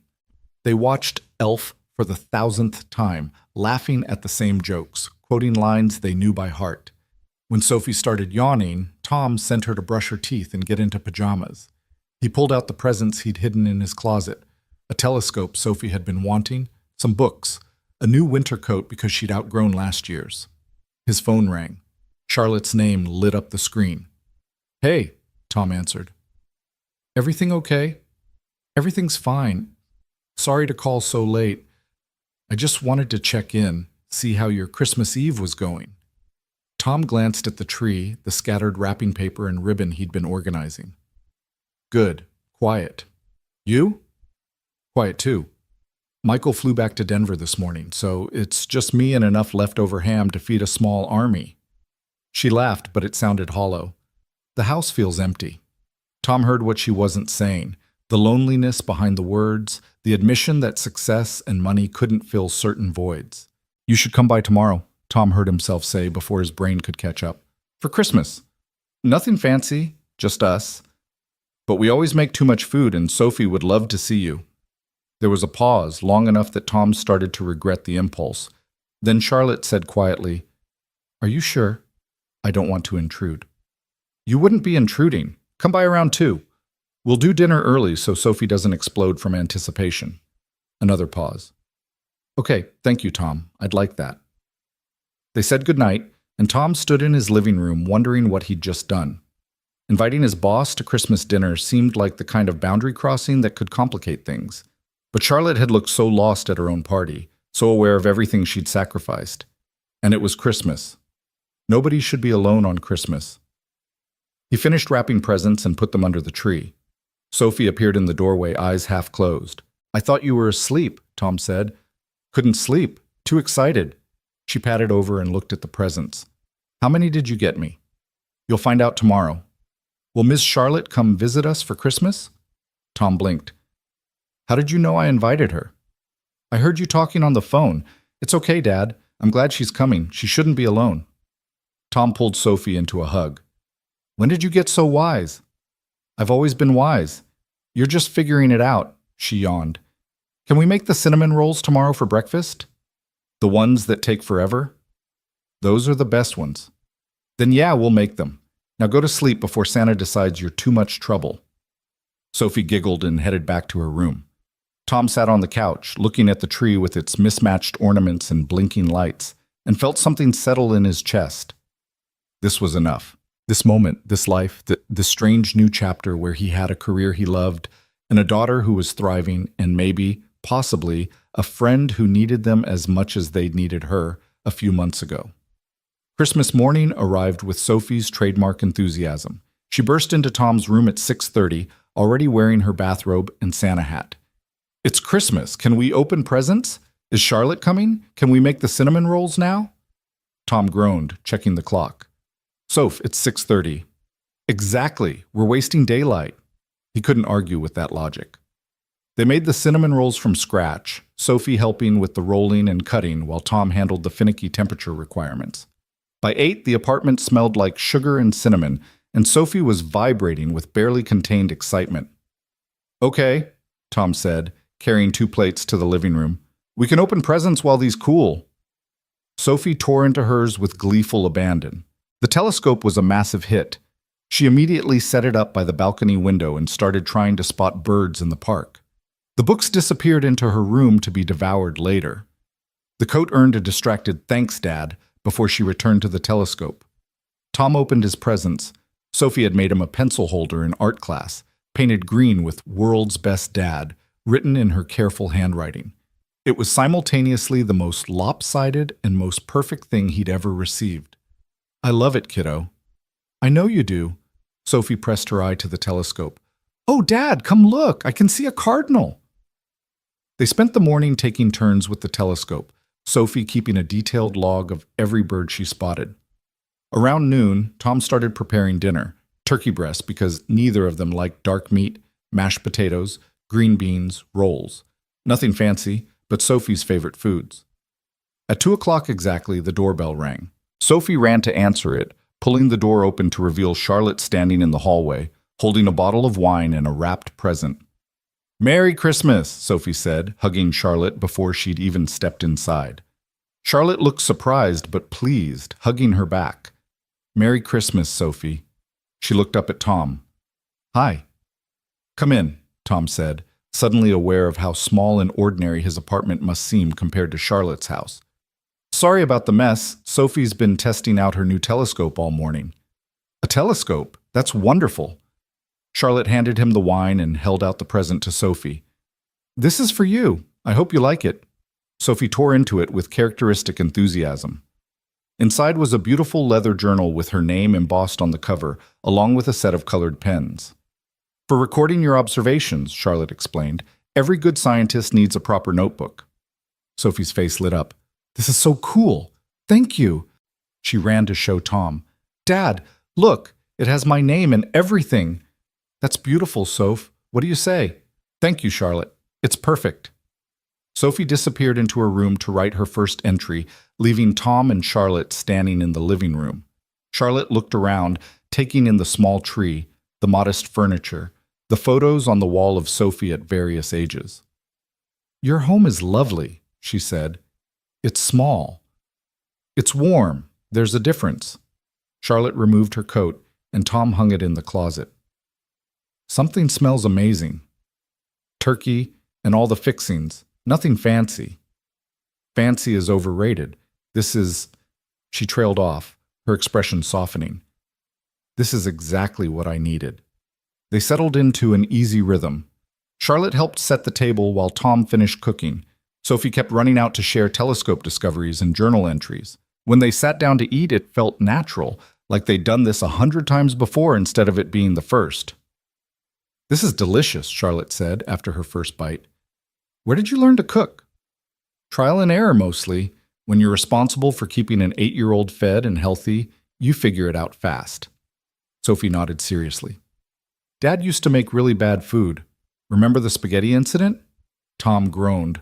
"We don't talk about the spaghetti incident." "What happened?" Charlotte asked, clearly amused. "He forgot to put water in the pot," Sophie said. "The noodles turned into basically charcoal and the smoke alarm went off. Mrs. Chen from downstairs, this was our old apartment, came running up thinking the building was on fire." Charlotte laughed, a real laugh that made her whole face light up. "I would have paid to see that." "It was a learning experience," Tom said dryly.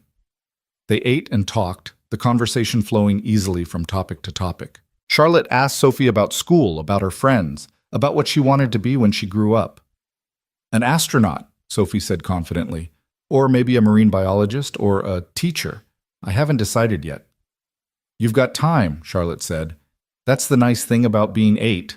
The whole world is still possible." "What did you want to be when you were 8? Sophie asked. Charlotte thought about it. "A veterinarian. I was obsessed with animals, had a whole collection of stuffed dogs and cats. I made my parents set up a pretend animal hospital in the garage." "What changed?" "Life, I guess. My father needed help with the business, and I was good at numbers and strategy, so that's what I became." "Do you regret it?" The question came from Tom, surprising himself. Charlotte met his eyes. "Sometimes. Not the company itself. I love what we've built. But the cost of it? Yeah. Sometimes I regret that." The honesty hung in the air for a moment before Sophie, oblivious to the weight of it, said, "Well, it's good you run the company because otherwise Dad wouldn't have a job and we'd still be in the tiny apartment." Charlotte smiled. "Then I'm glad too." After dinner, they moved to the living room. Sophie demonstrated her telescope, showing Charlotte how to adjust the focus and find the cardinal nest she'd been tracking. Tom cleaned up the kitchen, listening to their voices drifting from the other room, Sophie's excited chatter and Charlotte's warm responses. When he returned, Sophie was showing Charlotte her journal, pointing out the detailed drawings she'd already started making of different birds. "You're quite the artist," Charlotte said. "These are really good, Sophie." "Dad says I get it from my mom. She used to draw too." Tom tensed slightly, but Charlotte handled it with grace. "She must have been very talented, just like you." They played board games until Sophie started yawning. At 7, Tom announced it was bedtime, earning the expected protests. "But Charlotte's still here." "And Charlotte probably needs to get home," Tom said. "Say goodnight." Sophie hugged Charlotte tightly. "Thank you for spending Christmas with us. This was the best Christmas ever." Charlotte's eyes were suspiciously bright. "Thank you for having me, sweetheart. It was my best Christmas too." After Sophie went to bed, after the ritual of teeth brushing and story reading and one more hug, Tom returned to find Charlotte still on the couch, looking at Sophie's journal. "She's special," Charlotte said softly. "You've done an incredible job raising her." Tom sat in the chair across from her. "I'm trying. Some days are better than others." "That's parenting. That's life." Charlotte set down the journal carefully. "Tom, can I ask you something?" "Sure. Do you ever feel like you're living 2 separate lives? Like the person you are at work and the person you are at home are completely different?" Tom considered this. "Used to, when I was in the military especially. But now, I don't know. I think they're merging more. Sophie knows what I do. She's proud of it. And the work feels connected to who I am, not separate from it." "I envy that. Integration. Charlotte stood, walking to the window that looked out over the park. I've kept everything compartmentalized for so long. Work Charlotte, personal Charlotte, the Charlotte I show the board versus the one I show my brother. It's exhausting maintaining all those versions. Tom joined her at the window. So stop. Just be one Charlotte. It's not that simple. Why not? She turned to face him. Because being vulnerable in my position is dangerous. Showing weakness invites challenges. If the board sees me as anything other than completely in control, they'll look for ways to push me out. It's happened before, to other CEOs, especially women. That's work. What about the rest of your life? What rest of my life? Charlotte's laugh was bitter. Work is my life, Tom. It has been for 18 years. I don't know how to be anything else anymore. Tom understood that feeling more than he wanted to admit. He'd felt the same way after leaving the Marines, like his entire identity had been stripped away and he had to build a new one from scratch. But he'd had Sophie to force him into it, to give him a reason to become someone beyond a soldier. It's never too late to change, he said, to build something new. Is that what you did? After Sophie's mother died? I didn't have a choice, but yeah, I had to become a different person. Someone who could be both mom and dad, who could handle tantrums and homework, and teaching a little girl how to be brave even when I was terrified. He looked at Charlotte directly. It was the hardest thing I've ever done, but it was also the best. Charlotte was quiet for a long moment. Then she said, "Thank you for today, for letting me be part of this. I know it probably complicated things, me being your boss and coming here." "Are you Sophie's boss?" Tom asked. "What? No, of course not." "Then you were here as Sophie's guest. That's how she sees it. And honestly, that's how I'm choosing to see it too." Something shifted in Charlotte's expression, a wall coming down. "You're a good man, Tom Harris." "I'm just a dad trying to do right by his kid." "That makes you a good man." They stood at the window a while longer, watching the park lights flicker in the darkness. Then Charlotte collected her coat and prepared to leave. At the door, she turned back. "Would it be okay if I did this again sometime? Not Christmas specifically, but spending time with you and Sophie, outside of work." Tom felt that familiar wariness, the sense that he was stepping into territory he didn't fully understand. But he thought about Sophie's face when Charlotte had arrived, the way she'd lit up. He thought about how natural it had felt, having Charlotte here. How right. "Yeah," he said, "that would be okay." Charlotte smiled, and for the first time since he'd met her, Tom saw her completely relaxed. "Good. Merry Christmas, Tom." "Merry Christmas, Charlotte." He watched her walk down the hall to the elevator, waited until the doors closed behind her. Then he went back inside, turned off the tree lights, and checked on Sophie one more time. She was fast asleep, the journal on her nightstand, the telescope still pointed at the window. Tom stood in her doorway, watching her breathe, and felt the weight of the day settle on him. Something had shifted today, something he couldn't quite name. A boundary had been crossed, or maybe just acknowledged. Charlotte wasn't just his boss anymore. She was becoming something else, a friend, maybe. Or something more complicated. He wasn't sure how he felt about that. But as he got ready for bed, Tom's phone buzzed with a text from Charlotte. "Thank you again for today. You and Sophie gave me something I didn't know I was missing. Sleep well." Tom typed back, "You gave us something too. Good night, Charlotte." He fell asleep wondering what exactly they'd all found in each other, and whether it was something that could last beyond the holidays, beyond the clean boundaries of boss and employee, beyond the safe distance they'd maintained until now. The answer, he suspected, would reveal itself soon enough. January arrived with the kind of cold that made Tom grateful for the truck's working heater and Sophie's new winter coat. The holidays had passed in a blur of normalcy. New Year's Eve spent at home with sparkling cider and a countdown Sophie barely made it to. The first week back at school, marked by Sophie's enthusiastic reports about classmates' vacation adventures. Work resumed its steady rhythm, but something had fundamentally shifted in the dynamic between Tom and Charlotte. She texted more often now, not just about work. Photos of interesting birds she'd spotted in her yard, knowing Sophie would want to see them. Articles about telescope technology. Once, a picture of her attempting to make cinnamon rolls with the caption, "Harder than it looks. Instructions unclear. Kitchen on fire. Send help." Tom had laughed out loud in his office, then typed back, "You forgot the water, didn't you?" "How did you know?" "Lucky guess." The texts were harmless, friendly, exactly what colleagues turned friends might exchange. But Tom noticed the way his heart rate picked up when her name appeared on his screen. He noticed how Sophie's first question after school was often, "Did you see Charlotte today?" He noticed that he'd started thinking about Charlotte at random moments, wondering what she'd think about a new security protocol, or whether she'd find a particular news story interesting, or if she was eating lunch alone again at her desk. It was dangerous territory, and Tom knew it. She was his boss. Getting involved, even just as friends, especially as friends, meant risking the stability he'd built for Sophie. But every time he resolved to maintain professional distance, Charlotte would do something that made it impossible. Like the morning she showed up at his office with coffee and a breakfast sandwich because, "You mentioned skipping breakfast and that's not acceptable." Or the afternoon she asked his opinion on a major company decision, then actually listened and implemented his suggestions. Or the evening she called, voice strained, and asked if he had time to talk about something that had nothing to do with work and everything to do with her father's death anniversary and how she couldn't seem to make it through the day without falling apart. Tom had listened for an hour while Sophie did homework at the kitchen table, offering no solutions because there weren't any, just presence and understanding. When Charlotte finally said goodnight, her voice was steadier, and Tom felt the weight of what it meant that she'd trusted him with that vulnerability. "Was that Charlotte?" Sophie asked after he hung up. "Yeah." "She sounded sad." "She was. Today's a hard day for her." Sophie was quiet for a moment, then said, "We should do something nice for her." "Like what?"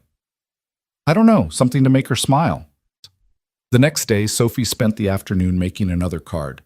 This one with drawings of all the birds Charlotte had sent photos of, along with a message. "These are the birds that remind me of you because you help us see beautiful things. Love, Sophie." Tom had added his own note. "You're not alone. We're here when you need us." Charlotte's response came hours later. "I'm crying at my desk and Amanda thinks something terrible happened. Thank you both. This means everything." February brought Valentine's Day, a holiday Tom had successfully ignored for the past 6 years. But Sophie's teacher assigned a project. Students had to make Valentines for everyone in class, no exceptions. Which meant Tom spent an evening at the kitchen table cutting out construction paper hearts while Sophie carefully wrote each classmate's name. "Are you making Valentines for anyone?" Sophie asked, glitter glue somehow ending up in her hair despite Tom's vigilance. "No, Soph, that's a kid thing. Adults do it too. I saw commercials." "Those are for married people or people who are dating." Sophie gave him a look that was far too knowing for 8 years old. "You should make one for Charlotte." Tom nearly cut his thumb with the scissors. "What? Why?" "Because she's your friend, and Valentine's Day is about showing people you care about them. That's what Mrs. Patterson said." "That's not quite," Tom started, then stopped. How did you explain to an 8-year-old the complex social rules around Valentine's Day? "It's complicated." "No, it's not. You either care about someone or you don't. You care about Charlotte, so you should tell her." The logic was flawless and terrifying. Tom changed the subject, but Sophie's words stayed with him. By Valentine's Day, he'd convinced himself it was a stupid idea. Then Charlotte texted him that morning, "Happy Valentine's Day. Hope you and Sophie have a great day. I'm drowning in chocolate that well-meaning employees keep leaving on my desk. Send help or insulin." Tom smiled, typed a response, deleted it, typed another. Finally settled on, "Happy Valentine's Day to you too. Sophie made you something but insists on giving it to you in person. Fair warning. I'm intrigued and slightly terrified. Can't wait." That evening, Tom picked Sophie up from school and drove to the office. Charlotte had said she'd be working late on quarterly reports. They found her exactly where Tom expected, at her desk, surrounded by spreadsheets, looking exhausted but focused. "Knock, knock," Tom said from the doorway. Charlotte looked up, surprise giving way to delight. "Tom, Sophie, what are you doing here?" Sophie marched in with a pink envelope. "I made you a Valentine because Dad said you were working late and everyone deserves a Valentine on Valentine's Day." Charlotte accepted the envelope with reverence, opening it carefully. Inside was a card with a drawing of 3 stick figures, One tall, one small, one medium, with long hair and a smile. The words, "Happy Valentine's Day to our favorite person," were written in Sophie's careful handwriting.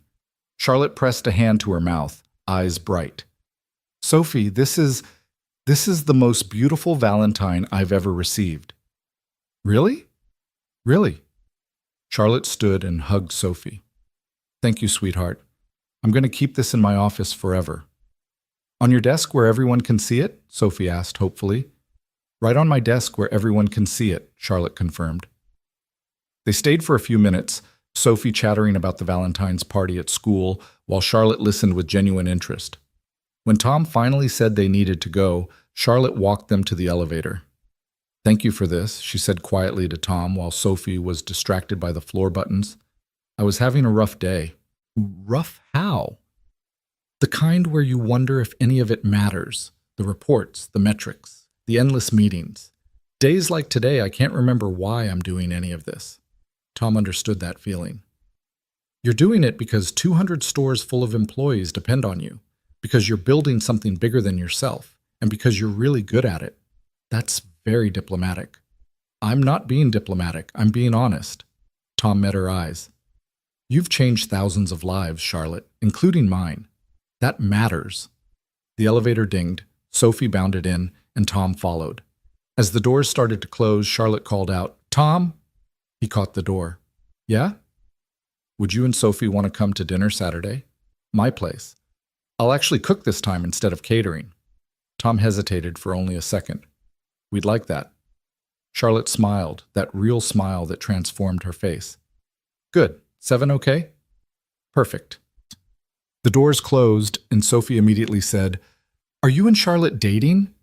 Tom choked on nothing. "What? No. Why would you ask that?" "Because you look at her the way people look at each other in movies, the ones where they kiss at the end." "We're friends, Soph, just friends." "Okay," Sophie said in a tone that clearly meant she didn't believe him, but would let it go for now. Tom spent the drive home wondering if Sophie saw something he'd been trying not to acknowledge. Yes, he cared about Charlotte. Yes, he thought about her more than was probably appropriate. Yes, when she smiled at him a certain way, his heart did something complicated in his chest. But acting on any of that was impossible. She was his boss. The power dynamic alone made it inappropriate, never mind the risk to his career and Sophie's stability. Saturday arrived too quickly and not fast enough. Tom changed shirts 3 times before settling on a dark blue button-down that Sophie approved of. Sophie wore her yellow dress, the one she'd worn to the holiday party, because Charlotte likes this one. "How do you know Charlotte likes it?" Tom asked, locking the apartment door. "Because she told me. She said yellow is a happy color, and I should wear it more often." Charlotte's house looked different in the evening light, warmer, more inviting. She answered the door in jeans and a sweater, her hair loose, looking more relaxed than Tom had ever seen her at work. "Come in. Fair warning. I attempted to cook, and it's only slightly burnt." The kitchen smelled amazing despite Charlotte's modest claim.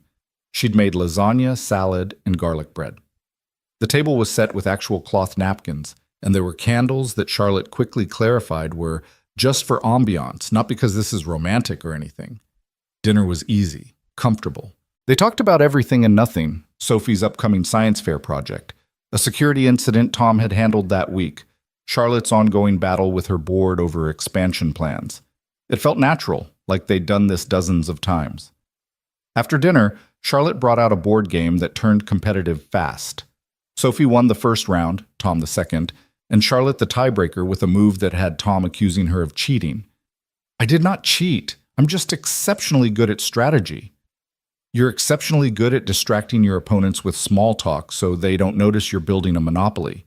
Charlotte grinned. "That's not cheating. That's tactical excellence." By 9, Sophie was yawning despite her protests that she wasn't tired. Tom scooped her up, and she was asleep before they made it to the front door. "She's out," Tom whispered. Charlotte smiled softly, reaching out to brush a strand of hair from Sophie's face. "She's wonderful, Tom. You know that, right? You're raising an incredible human being." "I'm trying. Most days I feel like I'm fumbling through it." "That's how you know you're doing it right. The parents who think they have it all figured out are the ones who mess up." Tom shifted Sophie's weight, and she mumbled something incoherent, burrowing into his shoulder. I should get her home. Wait. Charlotte disappeared into the kitchen, returning with a container. Leftover lasagna for lunch tomorrow. You don't have to eat. I know. I want to. She walked them to the door, and something in the way she stood there, backlit by her living room lights, made Tom's breath catch. She looked beautiful and lonely and hopeful all at once. Charlotte, he started, not sure what he was going to say. I know, she said quietly. Whatever you're about to say about how this complicates things or crosses lines or isn't appropriate, I know. But I don't care. I haven't felt this present in years. Like I'm actually living my life instead of just managing it. And that's because of you. Both of you. Tom swallowed hard. I feel it too. But we have to be careful. My job, Sophie's stability. I would never do anything to jeopardize either of those things. You have to know that. I do. But people talk. If anyone at the company thought there was something between us... Is there? Charlotte asked. Something between us? The question hung in the air, impossible to answer without changing everything. Tom looked down at Sophie sleeping in his arms, thought about all they'd built, all they had to lose. I don't know, he said finally. Maybe, but I can't figure that out right now. Not when so much depends on getting it right. Charlotte nodded, disappointment flickering across her face before she hit it. You're right. Of course you're right. I'm sorry. I shouldn't have... Don't apologize. Just give me time to think. Take all the time you need. Charlotte opened the door. And drive safe. Tom carried Sophie to the truck, buckled her in, and drove home with his mind spinning. He knew what he wanted. Had known for weeks, maybe longer. He wanted to see where this thing with Charlotte could go, wanted to explore the connection that had been building since that morning in the grocery store. But wanting something didn't make it wise. At home, he tucked Sophie into bed and stood in her doorway for a long time, watching her sleep. She'd been through so much loss already. Her mother, the instability of those early years, the constant moves and uncertainty. She was finally thriving, finally happy and secure. Was Tom willing to risk that for a relationship that might not work out? His phone buzzed, a text from Charlotte. I'm sorry if I made things awkward. I value your friendship too much to lose it over my inability to keep my feelings to myself. Can we forget I said anything? Tom stared at the message, then typed. Nothing to forget. And for the record, you didn't say anything I haven't been thinking myself, but we both need to be smart about this. Agreed. Good night, Tom. Good night, Charlotte. The following weeks were a careful dance of maintained boundaries and unspoken tension. They kept their interactions professional at work, never meeting alone unless it was clearly business-related. But the texts continued, the small moments of connection that neither of them seemed willing to give up. In March, Sophie's science fair project consumed their lives. She'd decided to track bird migration patterns using her telescope and journal, correlating her observations with data from ornithology websites. It was ambitious for a third grader, but Sophie approached it with characteristic determination. Dad, I need to present this to someone who isn't you, Sophie announced one evening. Mrs. Patterson says practicing with a real audience helps. What about Mrs. Chen? I already practiced with her twice. I need someone new. Tom knew where this was going. You want to practice with Charlotte. She'd be perfect. She likes science and birds, and she's really smart. Tom couldn't argue with that logic. He texted Charlotte, expecting a polite excuse. Instead, she responded immediately. I would be honored. When and where? They arranged for Charlotte to come to the apartment on Thursday evening. Sophie prepared like she was presenting to the Nobel Committee, arranging her poster board, organizing her data, practicing her speech until Tom could recite it from memory. Charlotte arrived exactly on time, bringing flowers for their table because presentations deserve ambiance, and a bag of fancy chocolates for post-presentation celebration.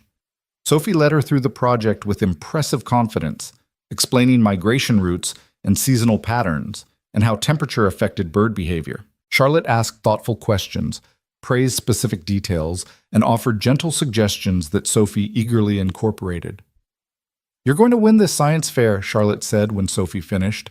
That was professional level work. Sophie beamed. Really? Really? I'm so impressed, Sophie. You should be very proud. After Sophie went to bed, buzzing with confidence and chocolate, Charlotte lingered.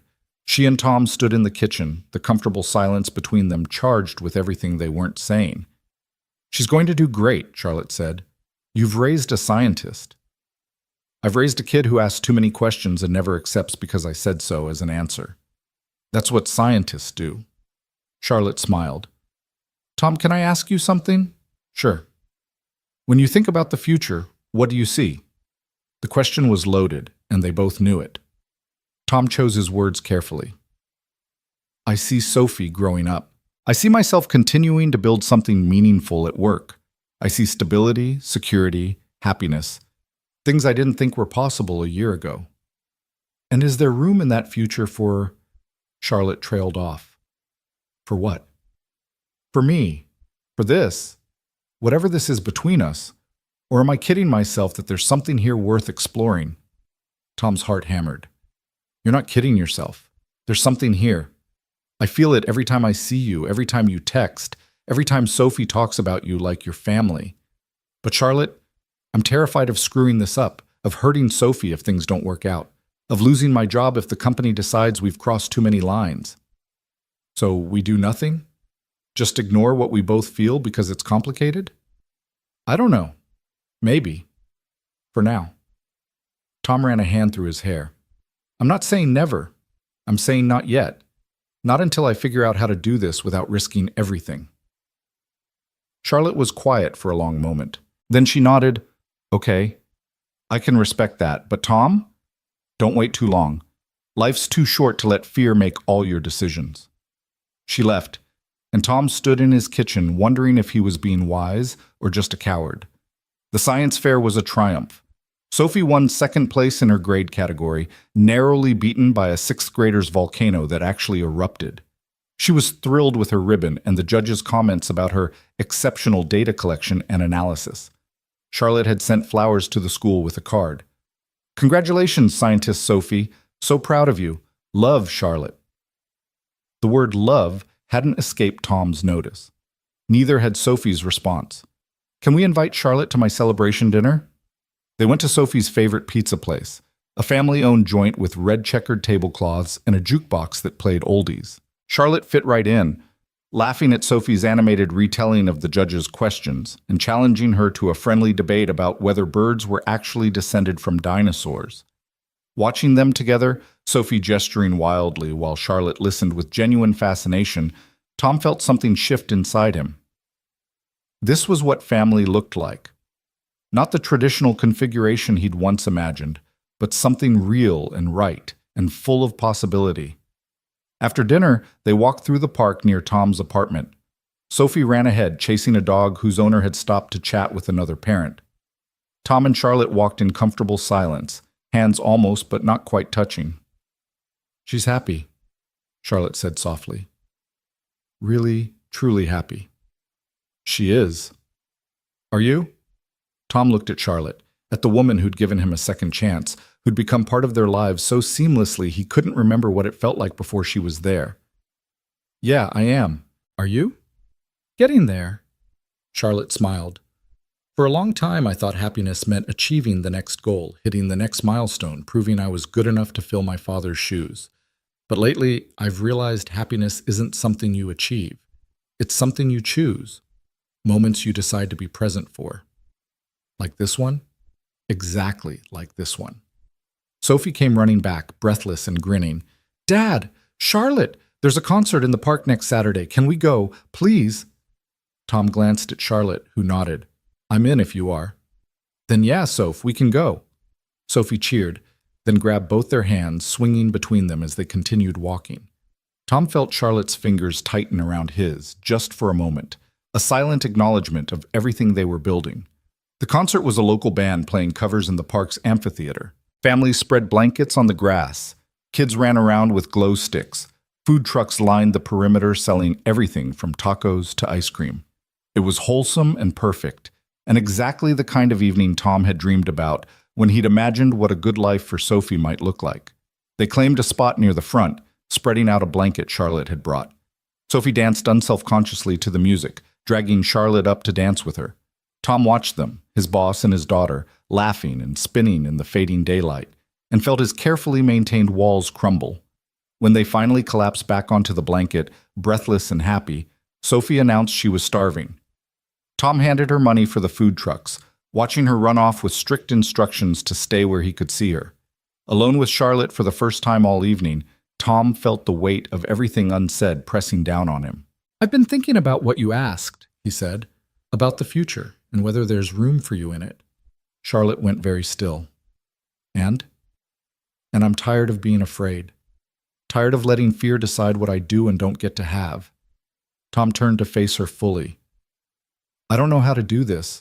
Navigate a relationship with my boss, figure out what it means for my career, explain it to Sophie or to the company or to anyone else who might have opinions.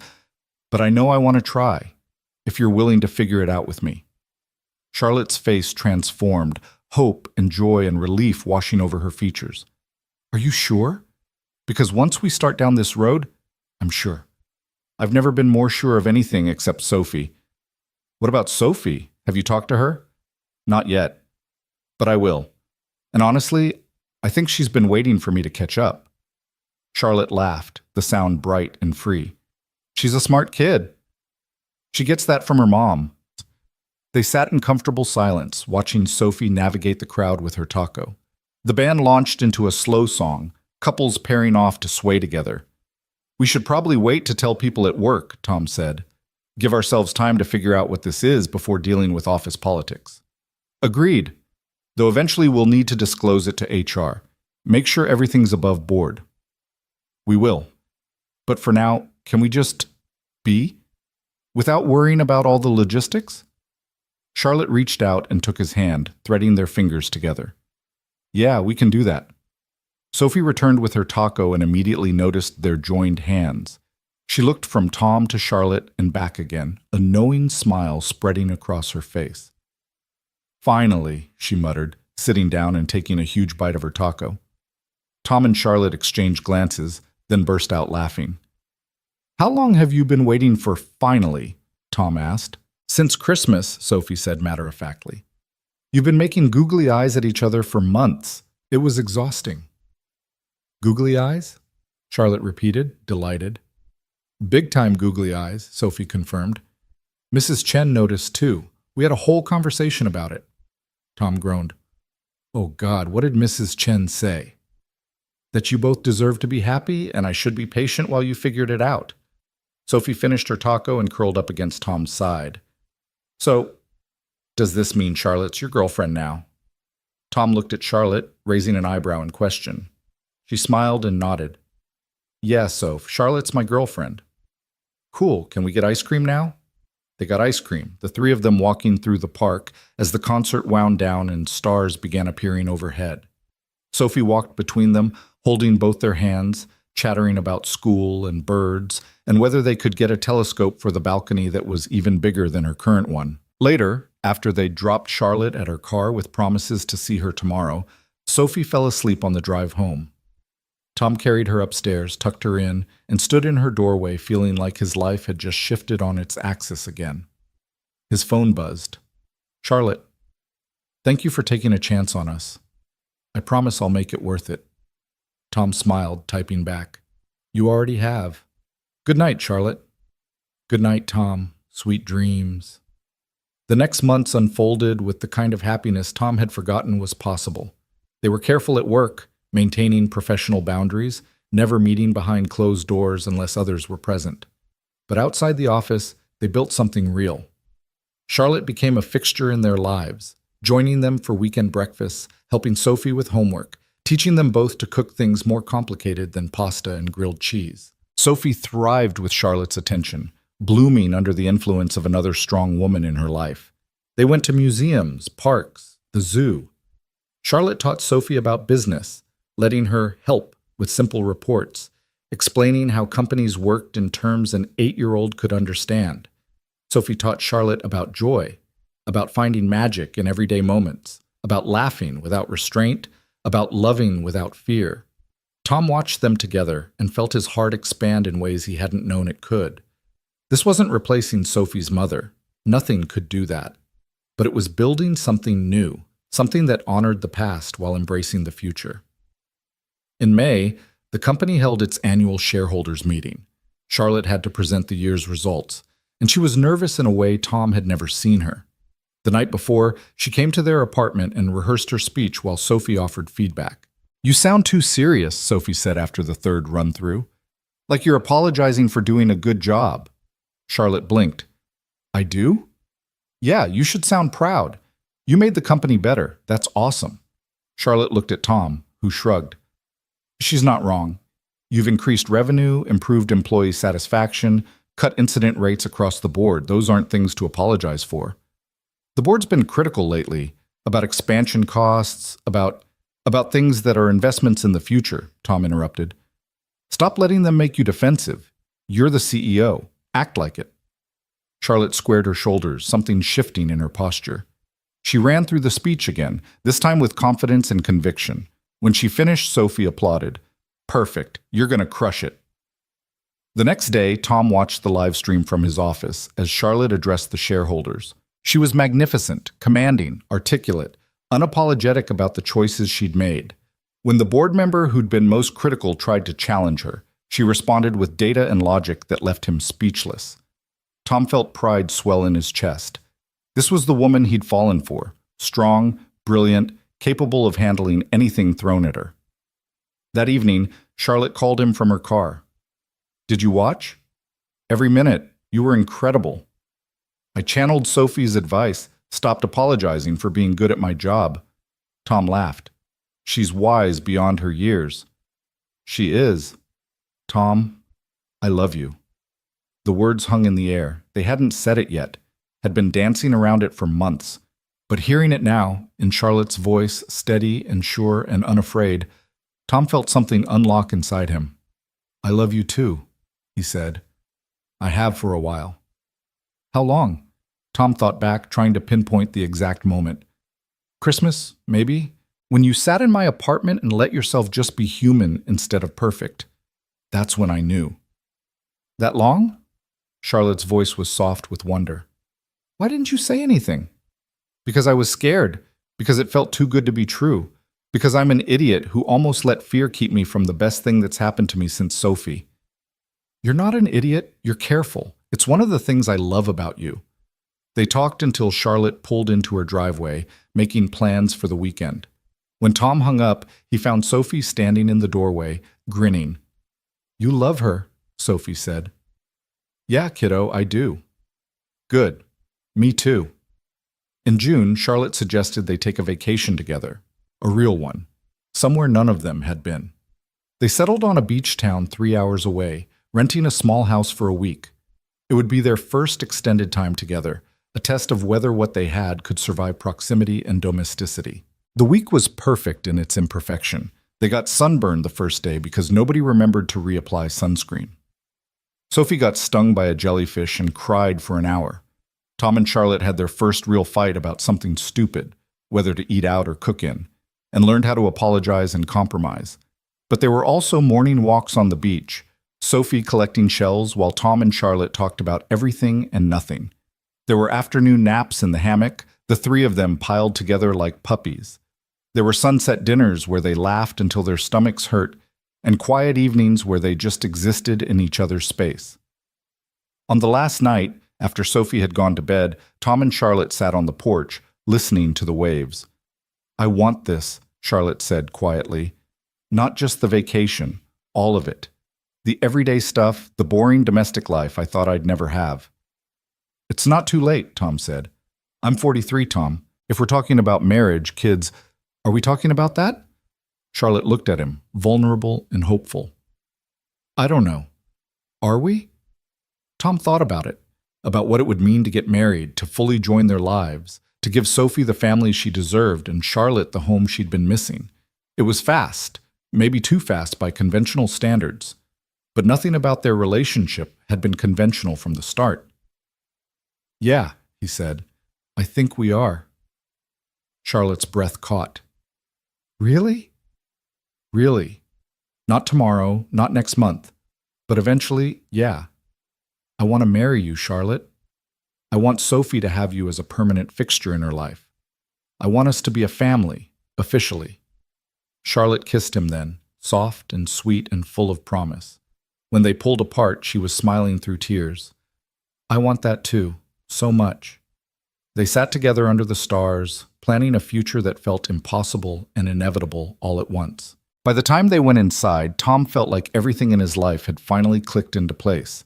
The job, the apartment, Sophie's happiness, and now this. Love had found him when he wasn't looking, had transformed his world in ways he never could have anticipated. The robbery that had started it all felt like a lifetime ago. That morning in the grocery store when he'd tackled a gunman to protect a stranger, he'd just been doing what felt right, what his training had demanded, what his conscience required. He'd never imagined that split-second decision would lead here, to a career he loved, a home that felt safe, a daughter who was thriving, and a woman who saw him completely and loved him anyway. As Tom fell asleep that night, Charlotte's hand in his, Sophie's soft breathing audible through the wall, he thought about how one moment of courage could change everything, how protecting someone could mean being protected in return, how saving a life could save your own in ways you never saw coming. He'd gone into that store looking for milk and cereal. He'd walked out having found something infinitely more valuable, a future he never knew he was searching for, and a love he never expected but would spend the rest of his life grateful for. Sometimes, Tom thought as sleep claimed him, heroes don't save the day for glory or recognition. Sometimes they just save the right person at the right time, and that simple act of courage becomes the foundation for everything beautiful that follows.